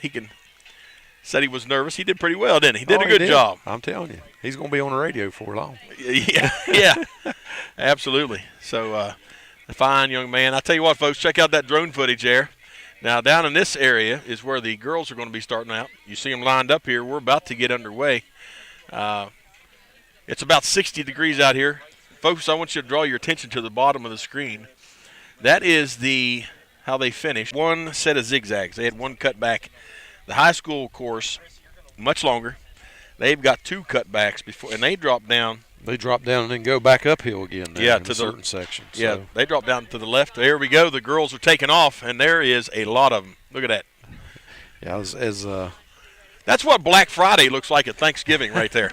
When J.C. Penney opens their doors. Yeah, you've got 60 girls in this race, so there's quite a few runners out here today. Yes, there are. And I tell you what, the middle school had the pristine time to run. It was the coolest. Yeah. It's about 62 degrees here, warming up. They're going to be in the sun for quite some time in this first third of the leg. Yeah. We're watching them go the back side of the baseball field now. Cutting through there. And we got a little bit of a breakaway at the front. It looks like 3 girls have started to break away already just a little bit. Love to tell you who they are, but we couldn't tell you. Yeah, can't tell from here. They're about 120 yards away from us, so. Group staying pretty tight in the front. Still can't tell with the shade, really. Yeah, and what's neat is we've got a person sitting in the back of the side-by-side, which is a little bit bumpy, and they're trying to get the footage there. Pretty neat. Now they're going to be cutting across behind the athletic building for the baseball team, and now they're going to start shooting up the hill a bit. Here comes the uphill section. Yeah, the first leg up the hill. Pretty tight group. But the one breaking away for sure out in front. Probably trying to catch the side-by-side. Probably trying to catch the side-by-side. Yeah. That was that was a good goal. That was a good answer. Yeah. I mean,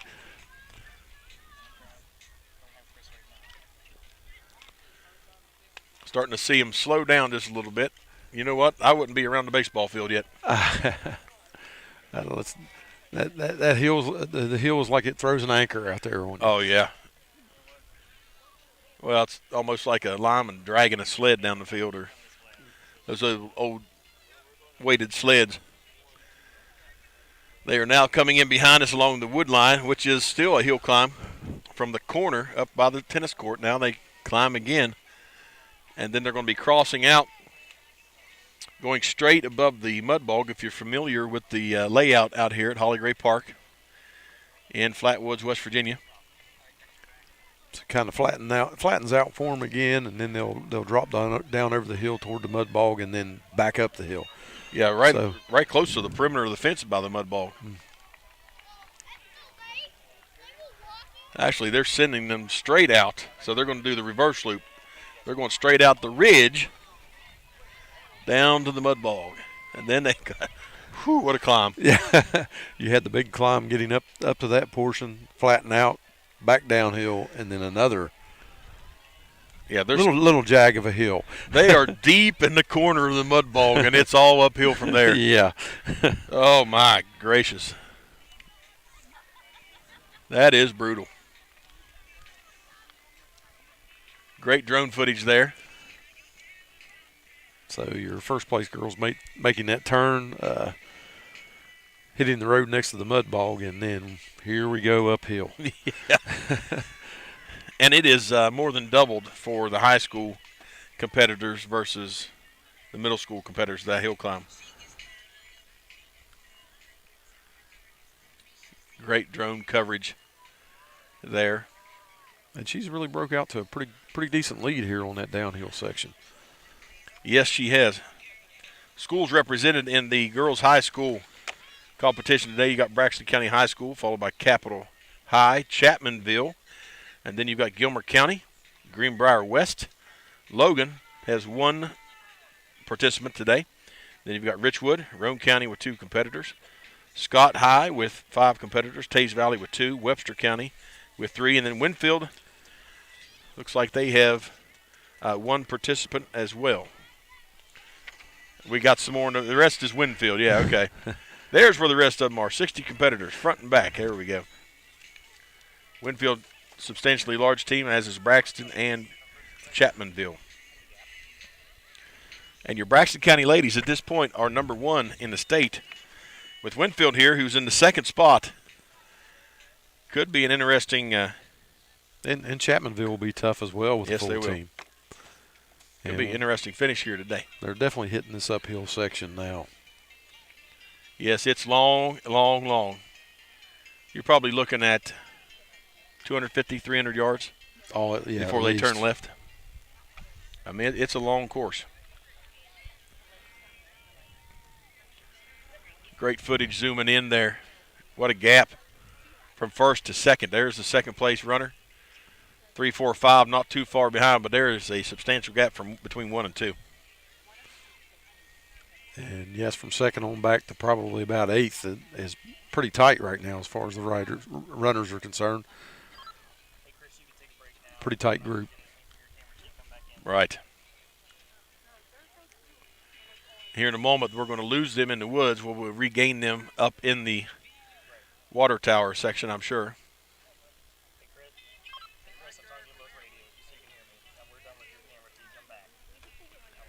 Closing in on the side-by-side. Well, the side-by-side. It did stop, yeah. It kind of slowed down a little bit because that hill, like I said, it's like throwing an anchor out on them. Yes. It's pretty tough.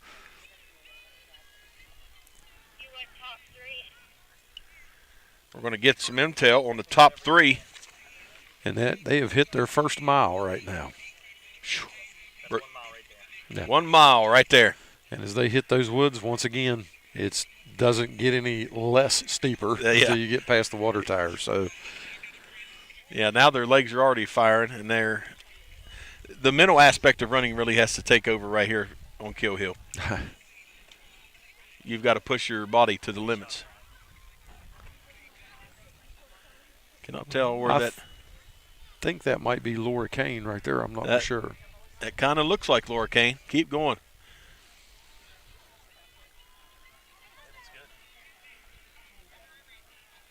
Can't tell for sure. Can't tell, yeah. A lot of the young ladies there have similar uniforms. Yeah. So hopefully we'll get an update just here in a few minutes. That will be good for sure. We are down behind the stage in between that and the finish line. The finish line is going to be right here between the baseball field and the horse rink. So they will be rounding here in front of us eventually. The 2 mile mark is out in front of us, across the hill from us, before they start what's called the zigzag section. Yeah, the zigzag section. They'll be going back and forth across the power lines and then come out. There's a physical fitness trail. Yes. Older physical fitness trail, and I think that's about where they come out.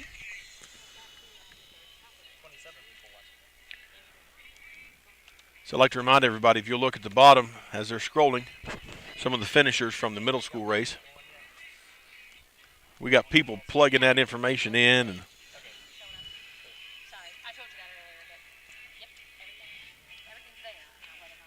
And here momentarily we'll see the finishing boys for the middle school team.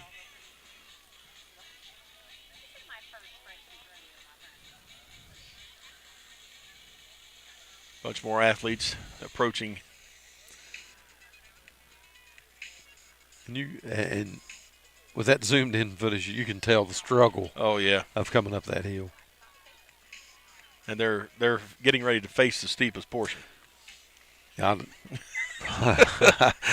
don't know what to say about that. Brutal. It would. It's brutal. Yeah, we've been up in there and. Whew. Yeah.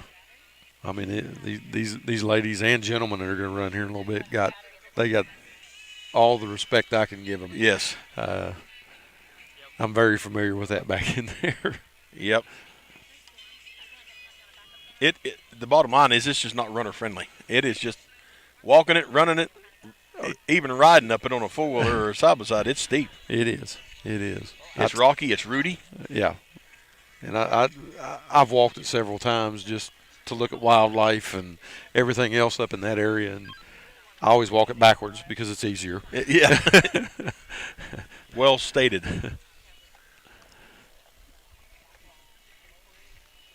Nice to see some of the boys giving them encouragement along the way. Well, and a lot of the middle school kids have stayed to support their future high schools as well. So, and what's neat is as their final runners come by, they'll migrate to another section, viewing section. Yeah. Probably on the other side of the compound to view them, and then they'll come back here to the finish line. So, especially those runners, they're going to cover more ground doing that because they'll run over to the next section. Yeah.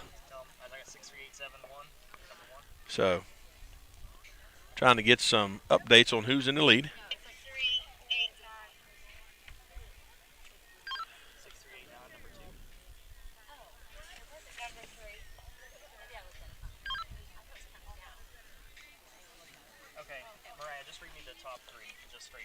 So in the number 1 spot, unofficially, we got 6387 bib number. I believe that's Ava Etheridge from Winfield.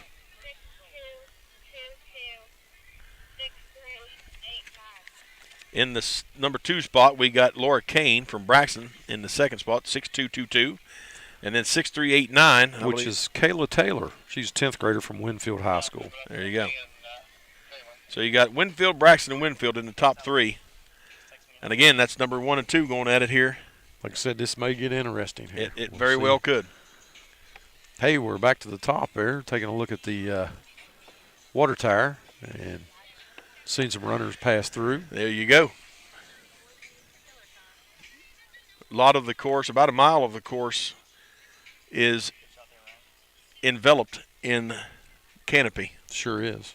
So we've got limited viewing area, but you get to see them a lot more on the high school course because there's a lot more of the course out in the open. Yeah, not enveloped in canopy. So I think you basically pretty much maybe about a mile and a quarter, I think mile and a half that is underneath the yeah. It's about half and half, isn't it? Just close. Just about in the wooded area. So and we still got at the halfway point, we still got Winfield in the lead. Yep, still have 6387 in the lead once again, which is Ava Etheridge, I believe is how you pronounce that name, from Winfield. Yep, followed by Laura Kane in the number 2 spot at the halfway point. Laura's a senior with Braxton County. Ava Etheridge is a 10th grader with Winfield. And at the last report when we had, I think it was, who was in third there? 6389 from Winfield. 6389 from Winfield as well. It was Kayla Taylor. Once again, that's a 10th grader.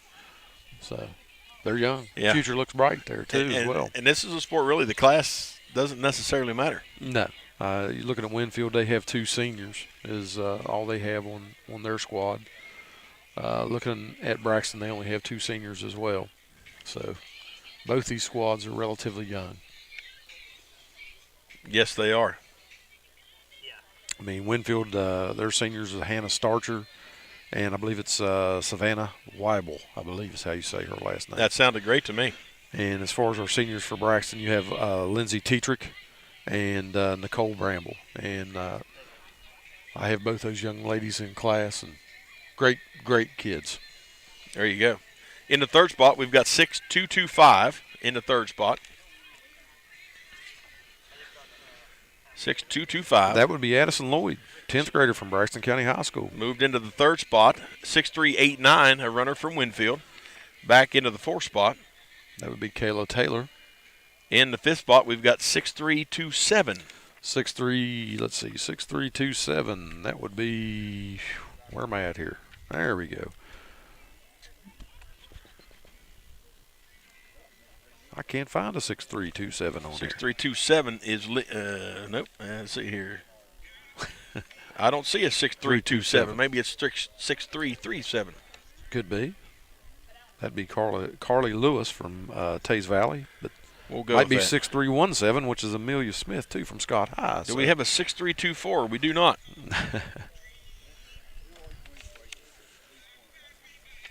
We got some misreads on some numbers here.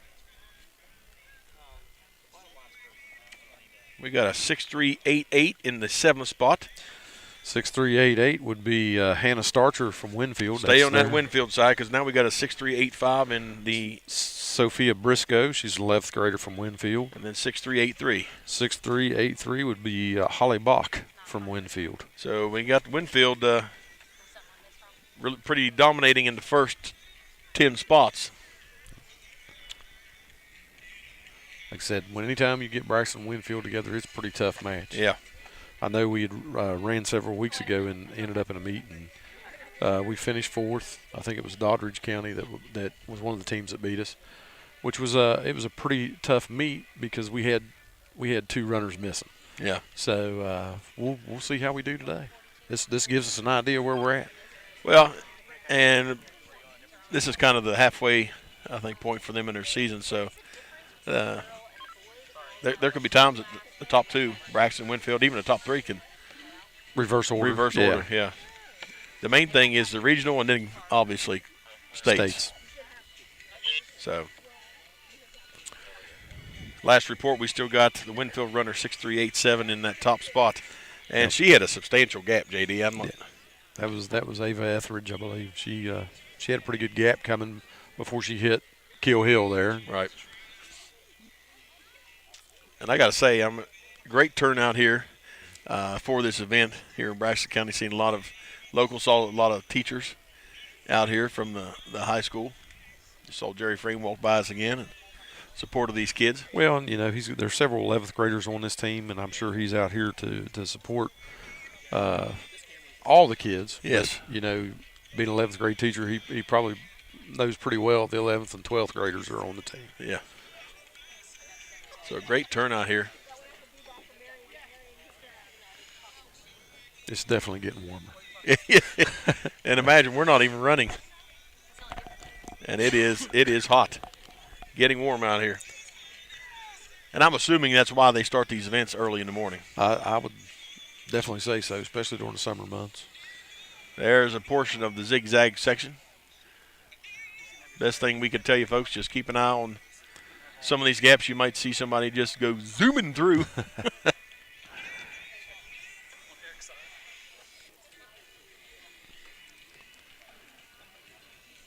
Very exciting, very beautiful day out here. And the anticipation is starting to build closer to the finish line here. Yes, we've got more and more folks making their way to the finish line. That's how we know they're starting to get close, because you'll start seeing some people build around the finish line. First ever cross-country event that Braxton Live has ever covered. We hope you're enjoying all the footage. A lot of the footage at this time brought to you by the drone. There's the weather out here at Holly Gray Park. 60 degrees, clear skies. Wind 2 miles per hour. If it is, I haven't felt it. Humidity at 89%, which is going to make these runners sweat. And the course conditions are soft. And I'm thinking that would make the course runner friendly as far as traction grip. But it could be slippery on the back, on the downhill. Luckily, the downhill side on the backside is not. It's not aggressive. Yeah, it's not near as bad as the front portion of it. Oh yeah. But you can imagine if you're digging to run up that hill and it's soggy. Yeah, that would be that would add to it. Absolutely. So looking, we still have some footage there of the power line. I think you can see a few people going through there, but yep, we've got the light hitting it so hard it's hard for us to see. We're setting. Well, what's neat is Ryan Shaver is our drone pilot. I'm not sure how this drone operates, but he's over here working on the computer.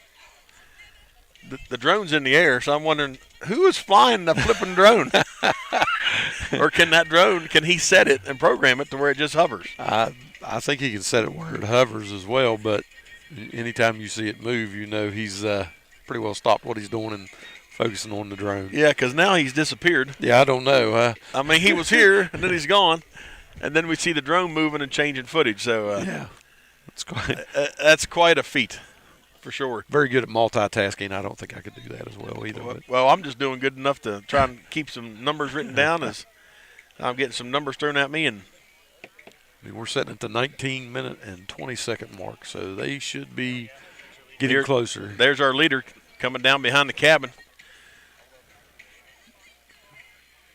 Gonna try and check out the gap here between 1 and 2. Last report we got Winfield in the 1 spot, Braxton in the 2 spot. So number 2 lagging behind by some distance. Yeah, we got a substantial gap there between 1 and 2. Still waiting for that second runner to come through. We're waiting for the elusive second place runner. Yeah.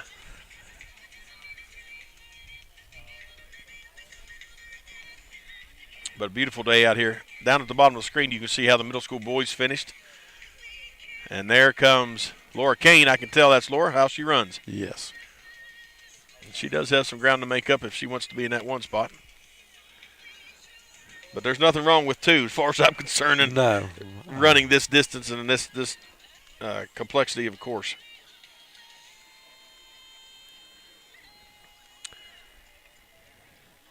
I would still be going up Kill Hill, walking or crawling. Oh, me too. And like I said, you had a substantial difference spacing between 1 and 2, and once again, you got same type of distance between 2 and 3, second and third. So we see here comes the lead side by side, which can only mean that the first place runner is quickly approaching. I think there goes the number 3rd runner, and I think that may be Addison Lloyd. So once again, you have Ava Etheridge coming through in the from one Winfield spot. High. Looks like she's going to finish under 21 minutes and 30 seconds. So she's definitely got around that course. I'm telling you. I don't think I could drive it in 21:30. Nah. 21:30 is her own official time. That is impressive. Yeah. And that's. You're going to have to get ready to shout out some numbers to me. I probably am. Here comes Laura Kane. There's Laura. Doing well. Doing well. Representing Braxton County High School very well. I think she closed that distance just a little bit toward the end here. So Laura Kane in the 2nd spot.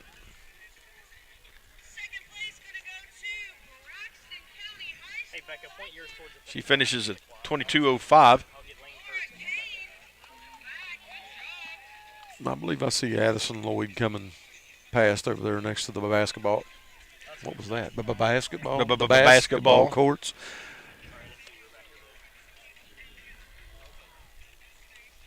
That's a sophomore. Addison Lloyd, a sophomore for Braxton County. Laura Kane, a junior. Going to be back next year. So do we have 6.225 coming at us? I believe we do. Yeah, there she comes. I think, yep, that's Addison. I don't think we need to read the number on there. We've known her since she's 2 years old or younger, yeah. What a great finish for Addison. Yep. Strong competition for Winfield, that's for sure.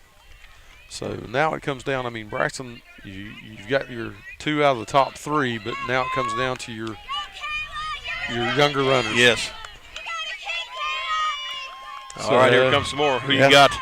We've got Winfield. Let me see. That is 6.389. Yep. Tegan Huff and 6.224 right now. You go, girl. And once again, another Braxton runner. This one's 6.227. That's a Payne girl right there. Leah Payne. Way to go, Leah. What was the number for the Winfield third? Third place was Addison, and then 4th was 6.389. 6.389 was Kayla Taylor. So, I tell you what, Winfield started out strong, and Braxton closed out very strong. They sure did. So we're waiting for 7, 8, 9, 10 to come here in front of our table. And I know one of them's Sophie. I know, yeah, one of them's Sophie. And I would guess Winfield. And right here would come, I believe, Sophie from Winfield, which is 6.385. That'd be Sophie Briscoe. And Sophie is 11th grader from Winfield High School. There you go. So it is all Winfield, Braxton County at this time. We've got another Winfield runner. And I believe her name is Hannah. That'd be 6.388, which would be Hannah Starcher. She's a senior. Another Winfield runner, 63.83, which is Holly Bach. She's a 10th grader from Winfield. Top 9 across the finish line here. Good footage of the finish line from the drone. Can't even see the drone, but it's up there. And I believe in our 10th place now. Is that what this is? Yeah. That would be Nicole Bramble, 6.221 from Braxton County. And she really kicked it in when she made the turn. Yes, she did. Great job, Nicole. Yes. Braxton and Winfield, top 10. Competition.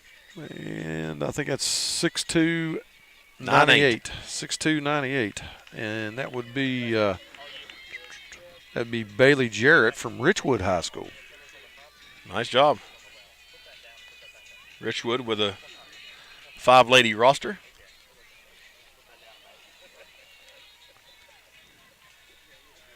And now we got a little bit of a gap here. We sure do. And here comes another. Is it another Braxton runner? Oh, it is. What's that name? Oh, yeah. That's another Payne girl. That is 6'2", which would be Bethany Payne. And then you got 6311, which is Adelaide, I think, Taylor from Roane County. Sounds good. I think it's Adelaide, sorry. I believe it was Adelaide. Okay. I'm writing numbers, brother.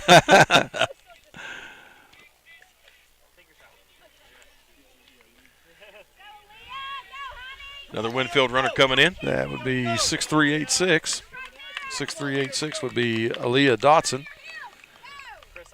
And then you have 6350. From Webster County. From Webster County, Alexis White. You can look on her face and tell that the course is painful. Yes. I'm amazed, though, at the recovery time for these athletes. How quickly they recover, yes. I would be sitting on the back of the ambulance with oxygen on, hoping to die. Not enough Pedialyte to get me going Yeah. again, I don't think. I'm telling you. And then we got 6299, which would be Sophia Mullins from Richwood High School.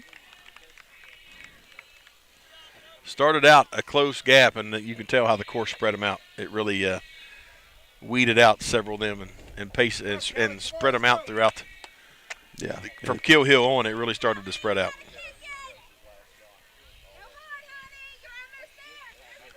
Looks like another Winfield runner.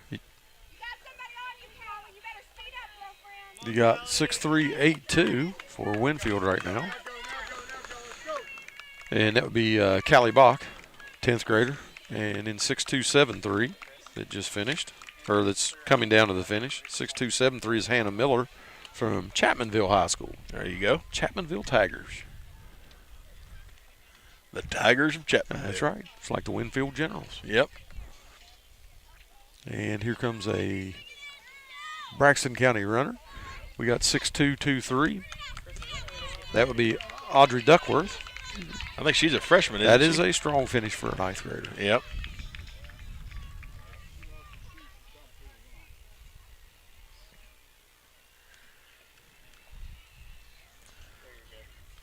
Outstanding. I see Mr. Locke here as well, teacher from the high school, Yep. supporting the Lady Eagles. A lot of the runners coming by, and they are just not even breathing hard anymore. Yep. Amazing to me how quickly they regain and recover. Oh, we got a host coming here, so I'm just going to have to probably give you some numbers if here. we can get one more, we can get the top 20. All right. Well, right now we got, I think it's 6265 and 6391. 6265 and 6391. Brooke Christian from Chapmanville. And I think it's going to stay that order because they're approaching the finish line. And the last one was, I didn't get it. 6391. 6391 was Savannah Weibel, I think. 12th grader from Winfield. So we're out of blocks. There goes another Braxton runner. That would be Lindsay Tetrick.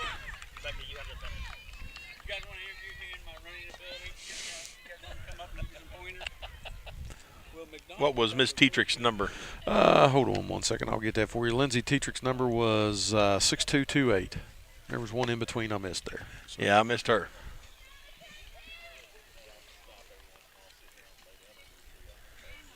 Outstanding. Yeah, coming in here strong.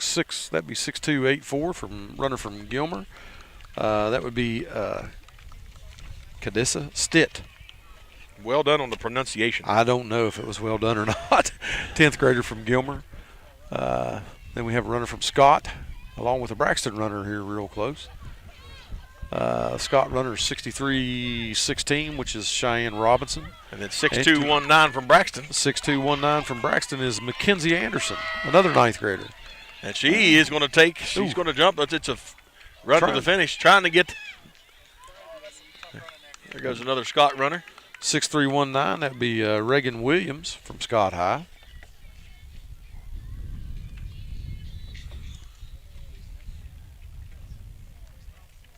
They round this corner, and they got about a 100-yard dash to the finish line, and they've got a little left in the tank, and they kick it in. Here comes a Webster runner. We got 6349. Well, you're seeing better than I am today. 6349 is Carly Varney. I'm just trying to help you out. I appreciate it. Most wholeheartedly. As I get older, it's harder to see. You're trying to look through two camera folk. Here comes a 6297. 6297 would be Alyssa Bailey from Richwood High School, another freshman.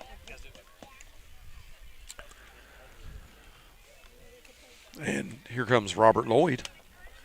Here comes Robert Lloyd, assistant coach for the high school and coach of the middle school cross-country teams. I really like, JD, how they incorporate middle school and high school in these events. Yeah. So the middle schoolers are comfortable with what they're going to see when they get in high school. Absolutely. You know, there could be a lot of interaction between middle school and high school athletes as far as encouragement and support. We got two coming here. I'll get the first one, Jamie. It's 6281. 6281 is Johanna Heckert. And then 6287. 6287 is Trista McKenzie. Heckert was from Gilmer. McKenzie was from Greenbrier West High School. There we Good go. Old Charmco. Charmco. Cavalier versus a Titan. Well, we were down there for a playoff game years ago in Charmco, and it was brutal. About 10 degrees cold. Here There's comes 6318. 6318 from Scott High School. That'd be Leighton Williams. We got a capital runner. That is a 6258er. 6258. Let's see. That would be, as soon as I find it, Crystal Stowers. Capital Cougars. And we got a pair coming at us here. You get the front one, I'll get the second one, maybe. Right. Maybe.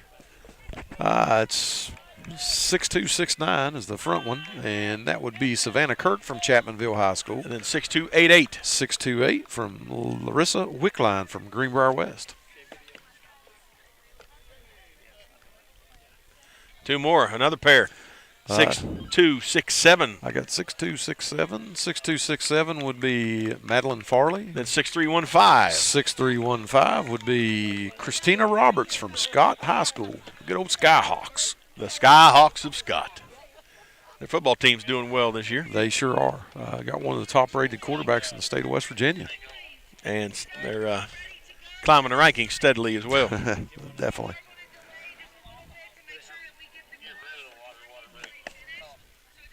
Still waiting on a few runners to. I mean, that's quite a trip with Chapmanville and Scott. They're both out. I think they're out of Boone, aren't they? Boone County. Yep. Folks, we're going to step aside, take a commercial break. Come here. We're going to try to catch up with some interviews from the top three runners here in the girls' high school cross-country meet. We'll be back after these words here on the Braxton Live. The Roach Funeral Home's goal is to give the families we serve a warm and relaxed home to come to during the difficult moments in their lives. To facilitate meaningful and respectful ways for families to grieve their loss and celebrate the memories of their loved ones. We are guided by the concept of fundamental honesty and fairness in everything we do. We offer traditional funeral and cremation services. We also offer pre-need consultations where planning ahead can make all the difference to your family. At the Roach Funeral Home, the friendship of those we serve is the foundation of our business. Mid-Stage Chevrolet, I-79, exit 67 in Flatwoods, home of the Stock 'em Deep and Sell 'em Cheap boys, and proud supporters of Braxton County Athletics all season long. Flying high with Eagle Pride. Find new roads to I-79, exit 67 in Flatwoods. No matter if you're looking for new car sales or service, home of the 10-year, 150,000-mile limited powertrain warranty. Mid-Stage Chevrolet in the heart of Braxton County. MidStageChevy.com. And let's go Eagles. I think if you're looking for a job in health care, Being a part of a rural healthcare system is an excellent way to start. At Braxton County Memorial Hospital, you learn so many things that you don't always get to experience in larger facilities. The care that I get to give with my patients, you get to know these people on a more personal basis. Become a part of our team. Apply online today at wvumedicine.org/careers to see all of our current job opportunities. At Case IH, we believe it's our job to provide you with solutions. That's why our Farmall and Maxim tractors, as well as our tools and attachments, are designed with you in mind. From mowing to baling to loading and more, we're here to help turn your to-dos into to-dones. At Case IH, we'll keep your days running smoothly with equipment that's durable, versatile, and highly efficient. No wonder farmers are more loyal to Case IH than any other brand. Visit your local dealer or go to caseih.com/livestock for more.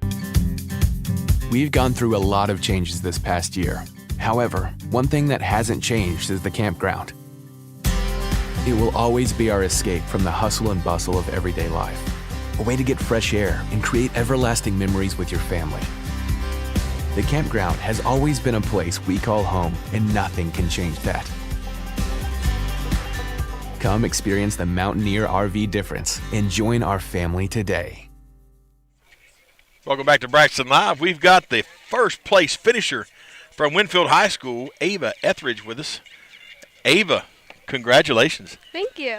Thank you very much. Yeah, you had a nice gap. You had a very comfortable lead. Yeah. I think you finished with a time of 21:30. Is that a good time for you, or is that your PR or not? Oh, no, not really.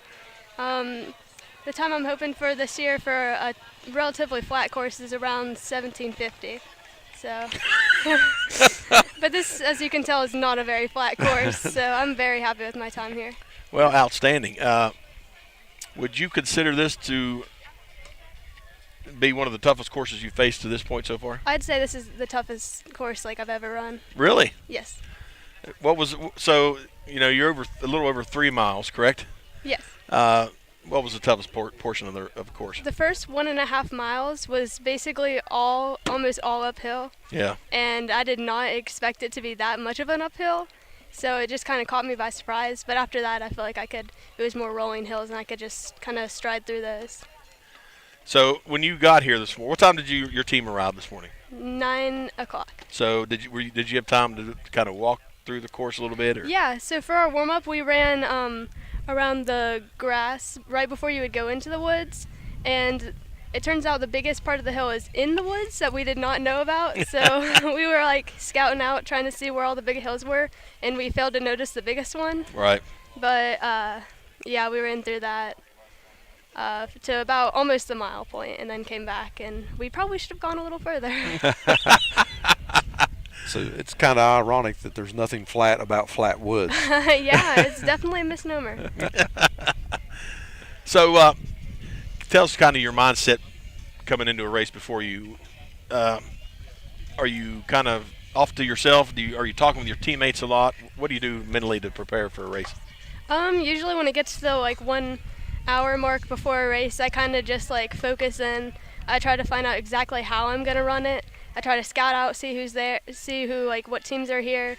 So if there's someone I can stay with to a certain point, and then try to kick it in. And I usually just think all strategy. But I'm also talking with my teammates, trying to get their feel, trying to motivate them. It's all I'm very big into motivation, so I'm just kind of trying to be there for my team and be there for everyone. Well, you're a sophomore for Winfield. What got you into running, and how long have you been running?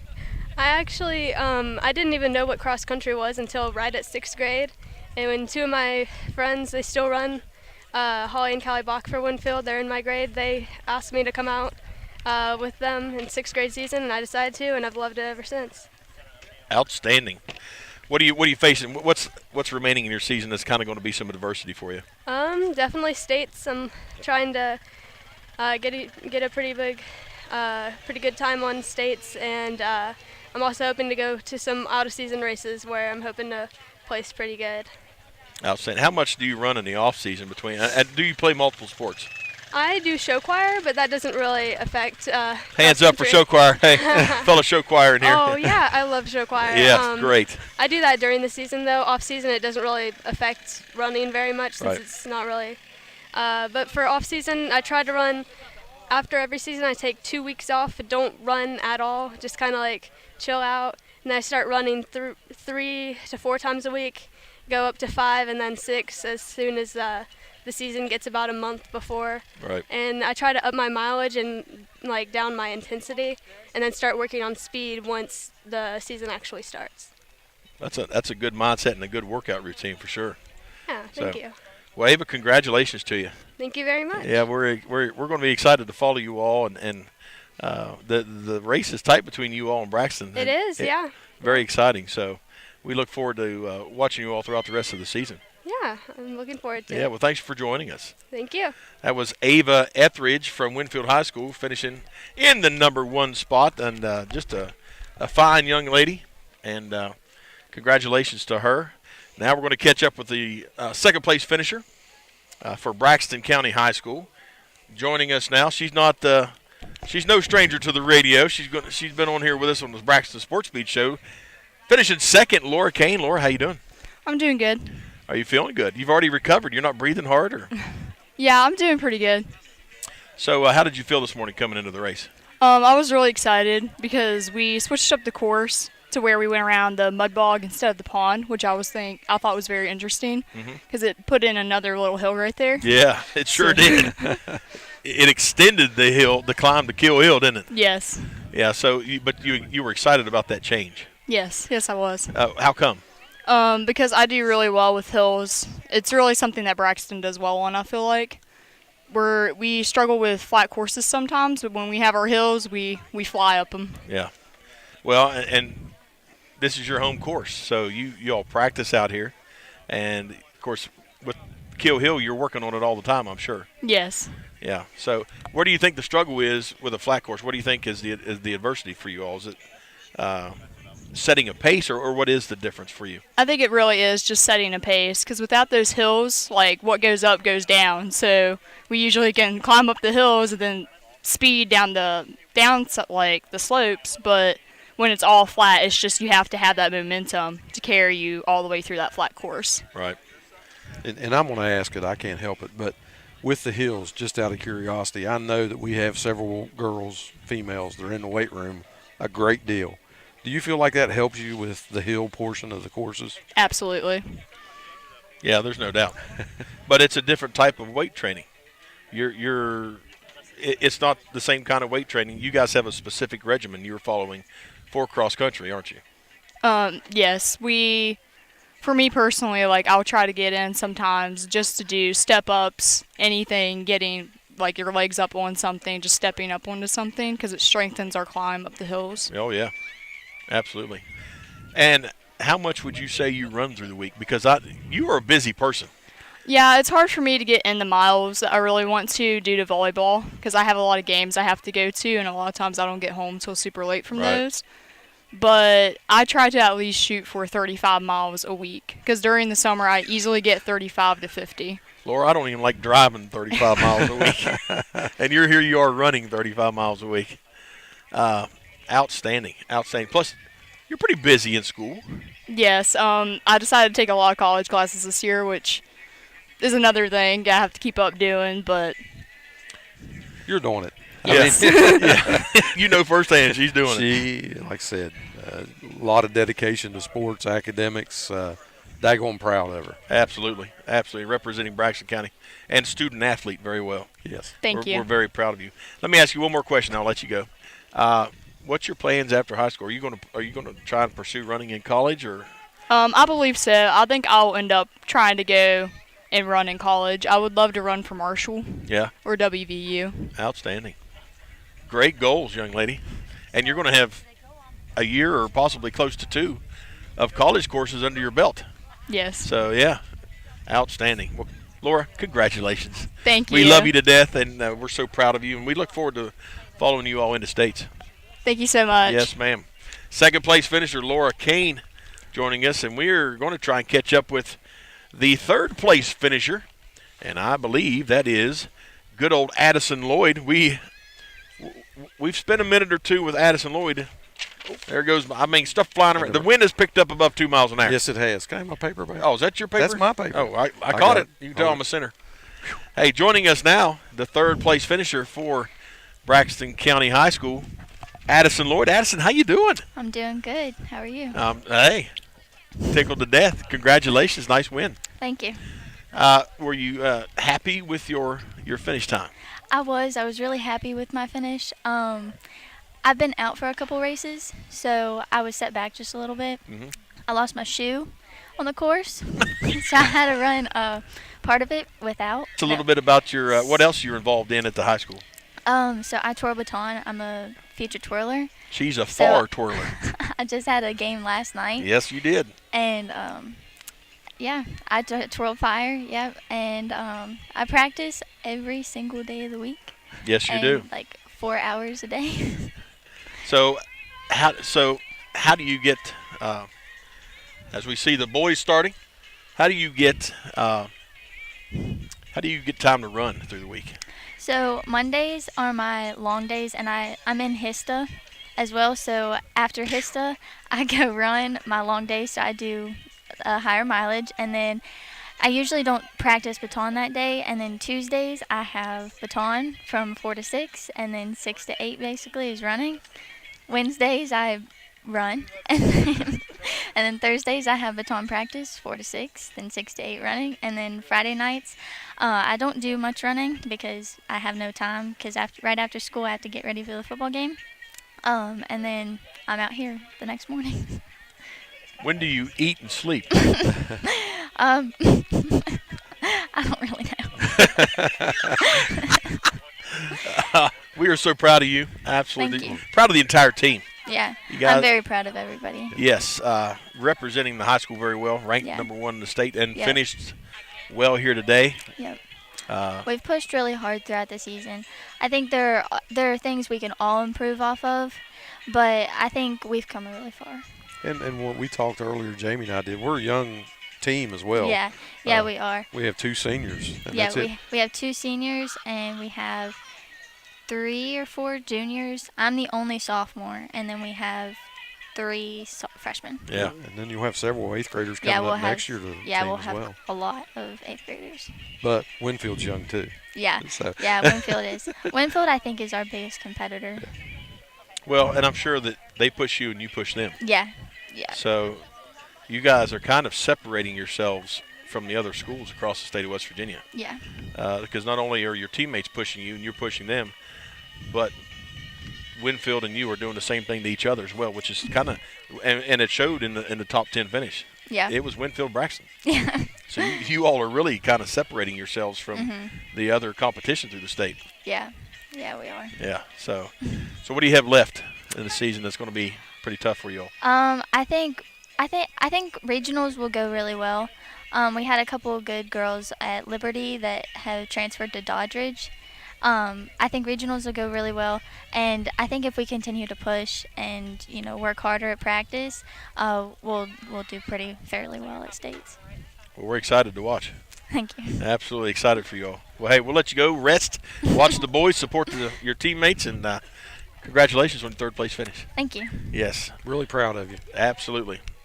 Addison Lloyd, finishing 3rd for the girls. We got the boys running. They're rounding the mud bog portion. And we were so engrossed in our interviews, I didn't even realize the boys started. Yeah. Oh, man, they're already headed up the mud ball. Yeah, they are tearing it up. It's amazing how fast. We've had 4 different teams run, and it's 11:30. Yeah. That's amazing to me, for sure. So, trying to get some stat sheets and get lined out and organized, folks. If you saw our table, it looks like a logging tree blew up, or logging factory blew up. I mean, paper everywhere. I'm telling you, we're at the 2023 No Excuses Braxton Invitational. And let's see, we got 32 participants, I believe, in the boys cross country meet. We have Braxton County High School competing. Calhoun County has 1. Capital High School, Faith Christian Academy with 1 runner. Gilmer County with 1 runner. Greenbrier West has 1 runner. Logan Senior High School has 1 runner. Richwood, I believe, correct me if I'm wrong, Janie, I believe they have 5 there. Roan has 3 runners. Scott High has 3. Taze Valley Christian has 3. Webster has 3. So, there are a couple teams there that have basically about 5 runners. That'd be Braxton, Capital, and Richwood with 4. So, should be interesting to see how this turns out this afternoon. Absolutely great drone footage as they're approaching. Guess what? Kill Hill. Kill Hill. Yeah. Yeah. Everybody referred to it. Poor girl from Winfield, she said they didn't make it up in the woods to actually see that portion of it. So that had to be tough. You hit that small hill for a duration of about a mile, and then you run in the woods, and holy smokes, there it is. Yeah, absolutely. We're going to try and catch up. During this race, we're going to chat with assistant coach Robert Lloyd. His daughter Addison finishing 3rd today. So we'll get him on the headset, and we'll let him talk us through some stuff here while we're watching this race. And Robert, can you hear us? I can. There's Robert Lloyd. Robert, congratulations. The girls, high school, the middle school, doing well today. Oh yeah. They looked tough today. They're tough. For sure. Being involved with both programs, got to be elated with how they finished here in their home course. Yeah. In front, that's a pretty good turnout. Yeah, it's pretty good turnout. Like I said, we spoke before. Another meet back there, time up. Took about 7 or 8 teams probably from us, but it's still good turnout. I think we had roughly 170 some runners today, but it was a good turnout still. And in the lead for the boys, we got 6'3", that is Levi Moles from Taze Valley Christian. So talk to us. Who's the competition? Who's the stiff competition for the boys today?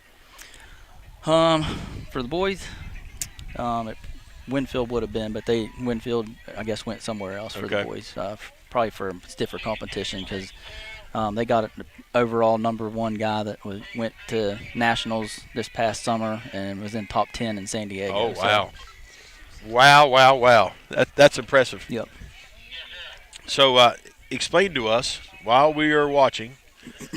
We're getting word that 1 and 2 are neck and neck. 6'2", Walter Wade from Capital are in the 2nd spot.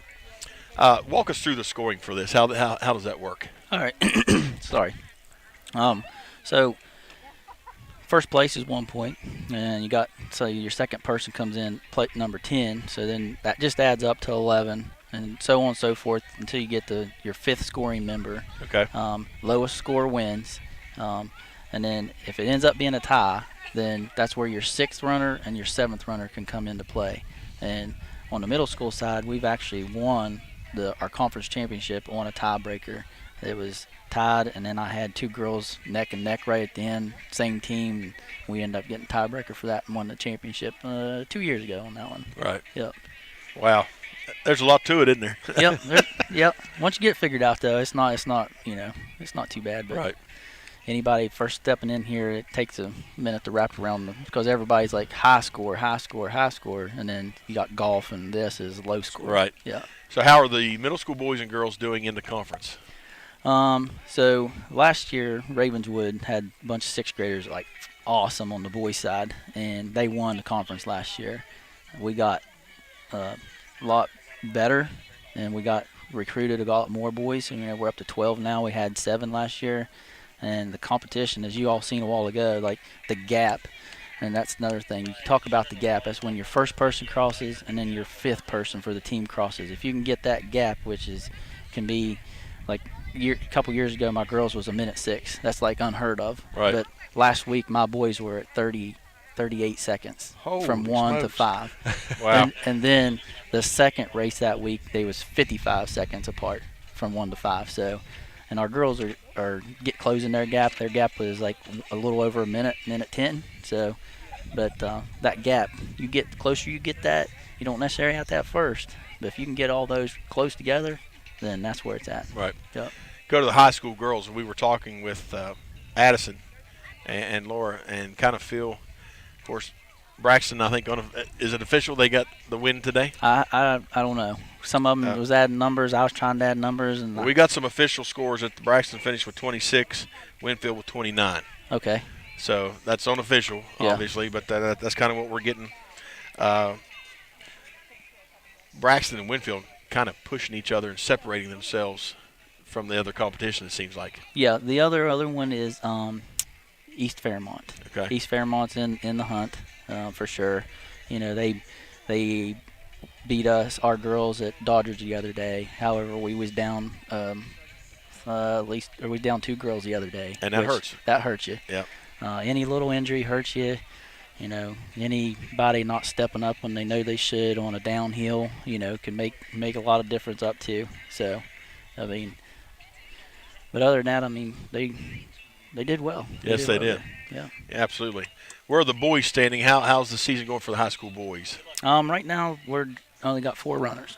One of them's injured, which would make the 5th team. Right. Got to have 5 to make a team. Got to have 5 to make a team. We looked into that one, didn't we? Yep. Yep. 5 scoring members, and you know, if one goes down and you don't have a team, then you're basically out there for yourself. But that's the thing with this sport. You're out there for yourself to begin with, and by bettering your time each time, you're helping the team out. Right. If that makes sense. And I don't care if it's by 1 second or 10 seconds, as long as you're getting progression, that's good in my book. Yeah. Yeah. Well, and it was neat to talk with a lot of these girls because they were pleased with their time. Some of them because they hadn't been on this course before. Right. And the adversity of the hill. Yeah. The one young lady we just interviewed that took first. Ava. Yeah. Yeah. Said that they didn't walk on up and see the hill. They Okay. wish they had. Yeah. Yeah. Pre-race. And yeah, that's the key. I mean, if you get out there, you know how to either set back a little bit, and then once you get to the top, then open up and go, that kind of thing. Yeah. But you know, I don't know if you know, Ava, she actually was state champion as a freshman last year in Class AA. Wow, that's impressive. Yep. Yeah, she did not share that with us. No, she's a very well-spoken young lady. Yeah, I can very say that polite. much. Yep, well-mannered. Yeah. So we did face Winfield came to Buffalo Creek, Clay County, last Saturday, but he didn't have all his runners at that time either. And I don't know if he don't have them all today either, but because I don't know their full roster or whatever. Right. But I do know they brought their #1 girl for sure. Well, walk us through. You get to the end of the season. How does it go? Does it go straight to a regional competition? It goes straight to regionals, and depending on how many teams is in regionals is how many teams they can qualify for states. So our region will take 3 because I think we only have like 8, maybe 9 teams in the region. Okay. And you're allowed to take 3. Of course, you still get your regional champion plaque or your runner-up plaque, and then 3rd place just gets to go. So the thing with that is too, even though you have a team of 10 members, they can only take 7 to compete. Okay. So, and you know, I don't know how to really say that, but you should take your fastest 7. Right. You know. Absolutely. You know, if you want to, and you got to put out a little bit extra money to take the other 3 to stay in the hotel, that kind of thing, just be a team camaraderie type thing, that's a good thing to do too. Yeah. Well, and it's good. That can create a desire for them to push a little bit more for the next year if they're underclassmen. Yeah. To want to strive to be there as well. Well, right. Exactly. And you know, they get to be a part of that atmosphere, and whether they're competing or not, but to be in that atmosphere and say, boy, I want to be here next year. I got to work a little harder. Well, go ahead. So within our region, who's probably the stiffest competition we're going to have within our region, you think? I know the Elkins Middle School was decent, but right now, they had some of them teams had a few seniors like Destiny. Went from Liberty over to Dodgers. Right. Liberty was in ours, so Liberty's not as strong as they was. Right. RCB, I can't remember the blonde girl's name for them, but she graduated last year. So I really don't think there's much competition for us in that. But you never know. Yeah. Yeah. Right. Absolutely. We could go down. We could get injuries kind of like at the end of the season during states. You know, Laura was hurt. Bethany was hurt, and that hurts you because you know a lot of factors go into it. You want to finish well, but you want to stay healthy as well. We was predicted 2nd, but you know with those injuries, it knocked us back, and we was only back so many points. Right. 2 or 3 runners, and you know you're back up another position. But, right. You know we got some good young runners at the high school. They, you know, Addison finished 5th or 6th last year at state level, Class AA as a freshman, and now you got little. Leah Payne as a freshman, she's right up front, and I anticipate her being up towards the front of that this year too. And then, of course, you know, Tig and Huff. She's like, these last couple weeks, she's stepped out of her comfort zone finally. You know, sometimes it just takes a while for it to click for people. Right. You can tell for sure. Well, and they got to, get that mindset of pushing their body and seeing that, okay, I've pushed it beyond where I thought my comfort zone was, and I'm okay. And I'm okay, yeah. Yeah. Yep. Now, I don't know if you really want to hear this, but little Natalie, for me, she usually runs as hard as she can, and usually she's letting it fly before she gets to the finish line, where she's up chucking before she gets there because she's running so hard. But I can understand that. Yeah. Yeah. Yeah. I'd be up chucking just thinking about starting the race. I played football with guys that every Friday night before the game they threw up. Yeah. That was just their routine. The nerves and once that first play was on, they were fine. Yeah. So I'll tell you another story if you got a minute. Ira Ransbottom, this past, let's see, what was it? What is today? Saturday. Tuesday at Doddridge. He got sick before. He's not a nervous kind of guy, but he just actually got sick. It was just like a one-time thing. And he said, "I'm not going to be able to run." I was like, "I said, you're fine. No big deal." And next thing I know, I'm like halfway down the course, and here comes Ira running by, and he's out toward the front. Yeah. And he ended up running that race. And then the other thing is, last Saturday at the starting line, he got trampled, and his bib come on. Well, he had to run back and get his bib because it was chip timed. And then once he took off, he was like 30-some position. He ended up, I think it was 5th. Oh, wow. So there's no stopping him. He just goes. Yeah. He doesn't have an off button till the finish line. Well, and he said whenever he took off, we asked him, what was your objective as far as pacing, when you started the race? And he said to catch the chase vehicle. Yeah. I mean, So, when we was up on top of the hill, I said, go get it, Ira. I said, chase that. And he was up there smiling as he's running by. Well, and he's coming down through here in front of him, and he's giving us a, that kind of hand signal. I thought, if you can do that while you're running, you're in your comfort. You're fine. Oh yeah. And he's one of the soccer players. So when he's out there, on the soccer field, just like running circles around something. Yeah. Oh, yeah. Well, Robert, thanks for your explanation how this thing's laid out. We're going to let you go. We got leaders getting ready to come down here to the finish line soon, so we'll let you get down to the finish line. All right. You all have a good evening. Yes, sir. Thank you, Robert Lloyd. Yes, thank you. And as you can see with the footage, we got runners coming down out of the looks like the final leg of the zigzag section. Right now, unofficial, what we got in the lead is 6'2", Walter Wade from Capitol High, followed by 6'3", that is Levi Moles from Taze Valley. And then you've got 6'2", Jeffrey White from Faith Christian Academy. That is the top three as of what I have right now on my little handy-dandy split sheet. Sounds good. Yeah. I tell you what, this being the first time us covering a cross-country event, it's amazing to see the community involvement and how everyone supports everyone. There's the superintendent of Braxton County High School down here standing, supporting these kids and talking with the community, some folks out of the community. Just very exciting atmosphere to be a part of. It sure is, and I mean, like I said, Dr. Tetrick's here supporting the kids, but she's also supporting her daughter. Her daughter's running for Braxton as well. And so far, new superintendent, I think she's been very supportive of athletics and academics. I mean, I'm very, very pleased. Well, and she knows the importance of how they both support each other. And she's from here. And she's from here, yeah. That makes a difference as well. Lives here in the community, from here, graduated Braxton County High School, I believe in 1987. And she wants what's best. Yes. So we're going to, here comes our leader. Here comes the chase vehicle. Yep, so we are going to start getting official numbers here. I'm scared. Oh, yeah. It's amazing how fast this has went, isn't it? Yeah, it has. I mean, it is just it's just zooming by like these runners. I mean, you're looking at 3-mile course, and we're sitting there at 1938 right now. Jeez, they're coming down to the finish line. Yep. So there's a great footage from the pace car. And here we go. I got 6'2", That is the number one leader. And 6'2", is Walter Wade, Capitol High School, and then 6'3", 39. 6'3", 39, which is let's see if I can find it here real quick. That'd be Levi Moles from Tays Valley Christian. So pretty close race there for first and second. Just seconds behind the leader. Still looking for the next group. Here comes quite a gaggle. group. Yeah, gaggle. Yeah. Here we got, looks like a 3 or 4 person gaggle coming down through here. Somebody's definitely striding it out here. We got 3 through 7, it looks like, coming. Very impressive. And they're going to be around the 21-minute plus mark. Here comes our third place runner.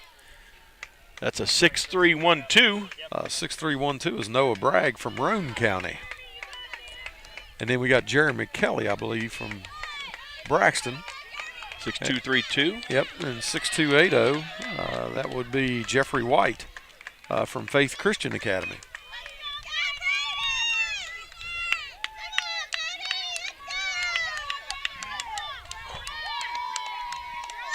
Here comes another runner from Scott. What's your number you got there? 6320, I believe. 6320 would be Braden Lane from Scott High. First Skyhawk to cross the line.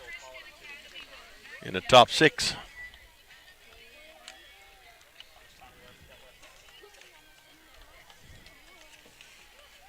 Yep, definitely could not do that myself, even when I was in great shape.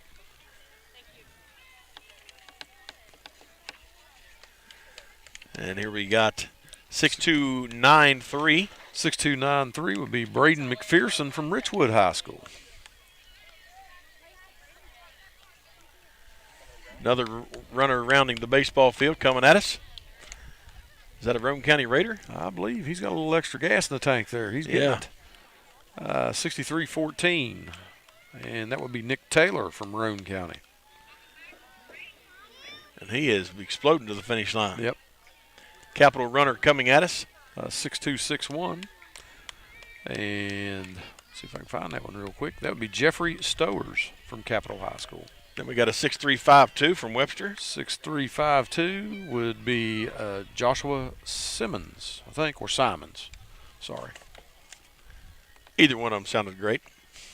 Pretty sure it's Simons, though. Sounds good.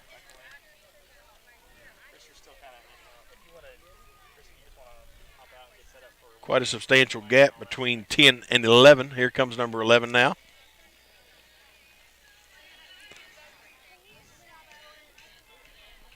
Looks like a 6.295. 6.295 is Owen Wayne from Richwood High School. So several finishers from Richwood here. Yeah. Top 11.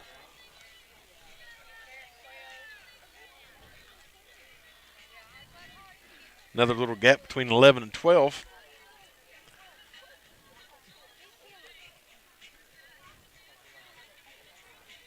Here comes our next couple of participants on the screen.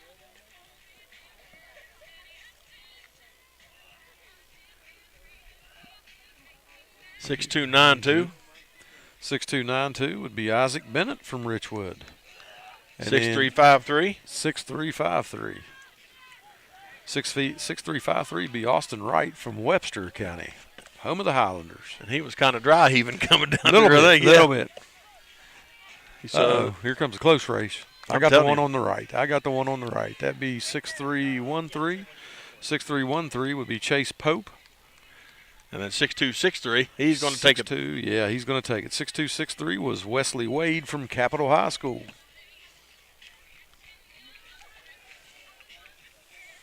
He crossed in front of the Roane County Raider.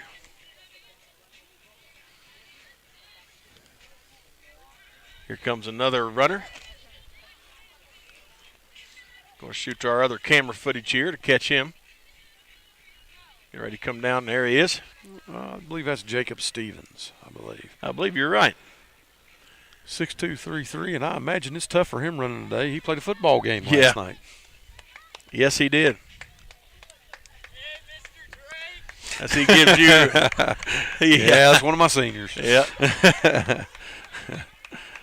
Pretty good young man right there. Yeah, he is. Yeah, I can't imagine playing a high school varsity football game and then coming out and running cross country the next morning. Yeah. Because you know you're sore Saturday morning. Oh. course, I'd say that helps work a little soreness out. It should. I hope it does. Of course, he's got a couple weeks to recover. Have a bye week next week. Got a bye week next week, yep. So hopefully we'll get some people healthy. Absolutely. And we got a heck of a gap from Stevens to the 17th finisher.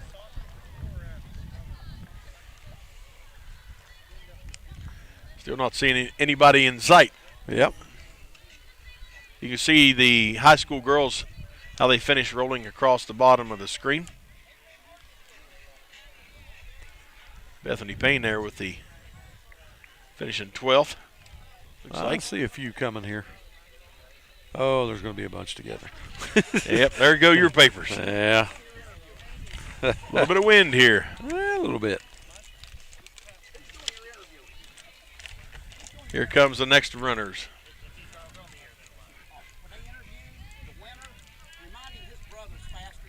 Okay.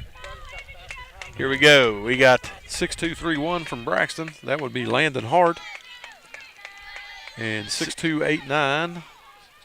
I think I missed the other one. 6252, I think. 6289 was Elijah Russell. And what was the other one? 6252. That was Jackson Clausen from Calhoun County. And there's Lucas right there, Lucas Copen.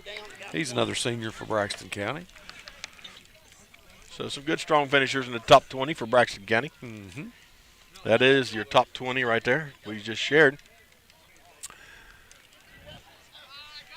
And your winner for the high school boys, again, 6262 Walter Wade from Capitol High School. We'll try to get him on here in just a moment. Yeah.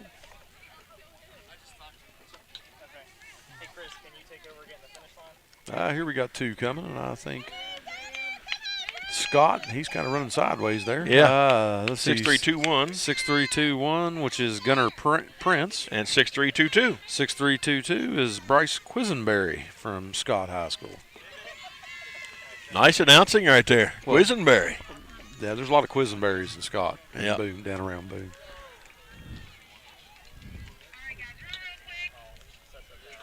That's your top 22 finishers out of a 32 participant roster. Still waiting for the final 10 to come in. And we've got a whole group coming here. Gaggle once again. Another gaggle. Looks like about 4 of the. Yeah.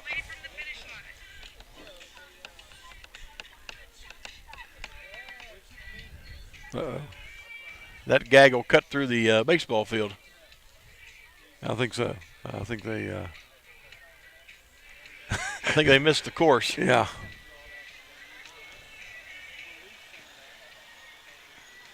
Yes, they did. They're taking an alternate route. Yes, they are. No. Oh, no, they're. That might be the course. No. I think they were supposed to come around the back and stop. Yeah. In fact, they're already finished. They're cooling down. Oh, okay. Woo. Yeah, that was throwing me off there. I was like, whoa, what happened here? Yeah, the guys are running a cool down there. Yep. More power to them. We get old Jeremy Kelly cooling down there a little bit. Yeah. I was like, there's no way a Braxton guy didn't know that. Yeah. So that gaggle was a different gaggle. Yeah. For sure. Great event out here at Holly Gray Park in Sutton, West Virginia. Yeah, great place to hold an event. Yeah. And no excuses, Braxton Invitational.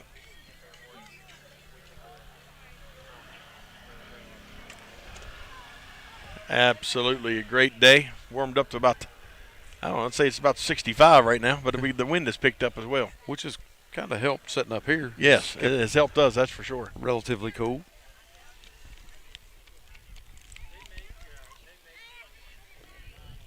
Great turnout for all the teams. Oh, yeah. Yeah, great turnout. Yes, it is. You were talking to me, didn't have your headset on. I know. People at home could not hear you. No. Had to pull the glasses off my ears there.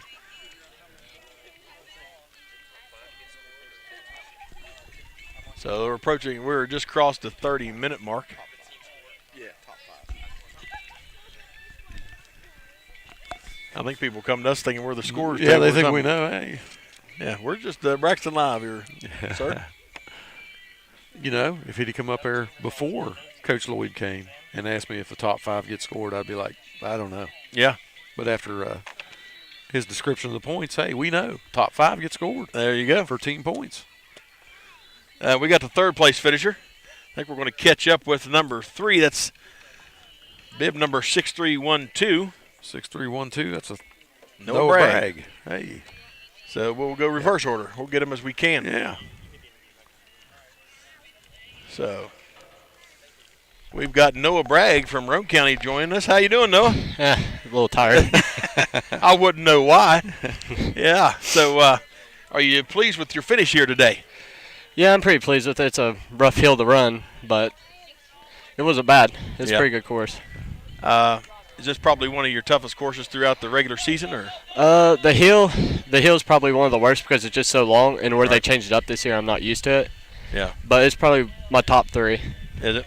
Yeah. Outstanding. So how's the team doing this year? Well, we don't really have a team this year. Okay, I don't have enough for a team. Okay. We only have 3, but we're doing pretty good. We've been PR in every single race we've run this season. Hey, that's outstanding. That's outstanding. How tough? We heard some adversity from some saying that they did better on hill courses than flat courses. How are you and your teammates? Do you like flat courses better, or what's your preference? I like flat courses, but I also like running downhill too because you can catch up your time whenever you walk. If you have to walk up the hill. Right. But if you're going for a PR, I like flat courses a lot better because I can hold a steady pace the whole race. Right. Let me ask you, don't be ashamed, okay? Because you'd be finishing, I'd just be coming around the baseball field. Did you have to walk any of the hill? Yeah, I walked probably about half of it just because it was so hard, and I took off a little quicker than I probably should have, but I'm still pleased with my placement. Right. What was hurting worst? They call that Kill Hill. I don't know if you know that. Yeah. Okay, so you're familiar with it.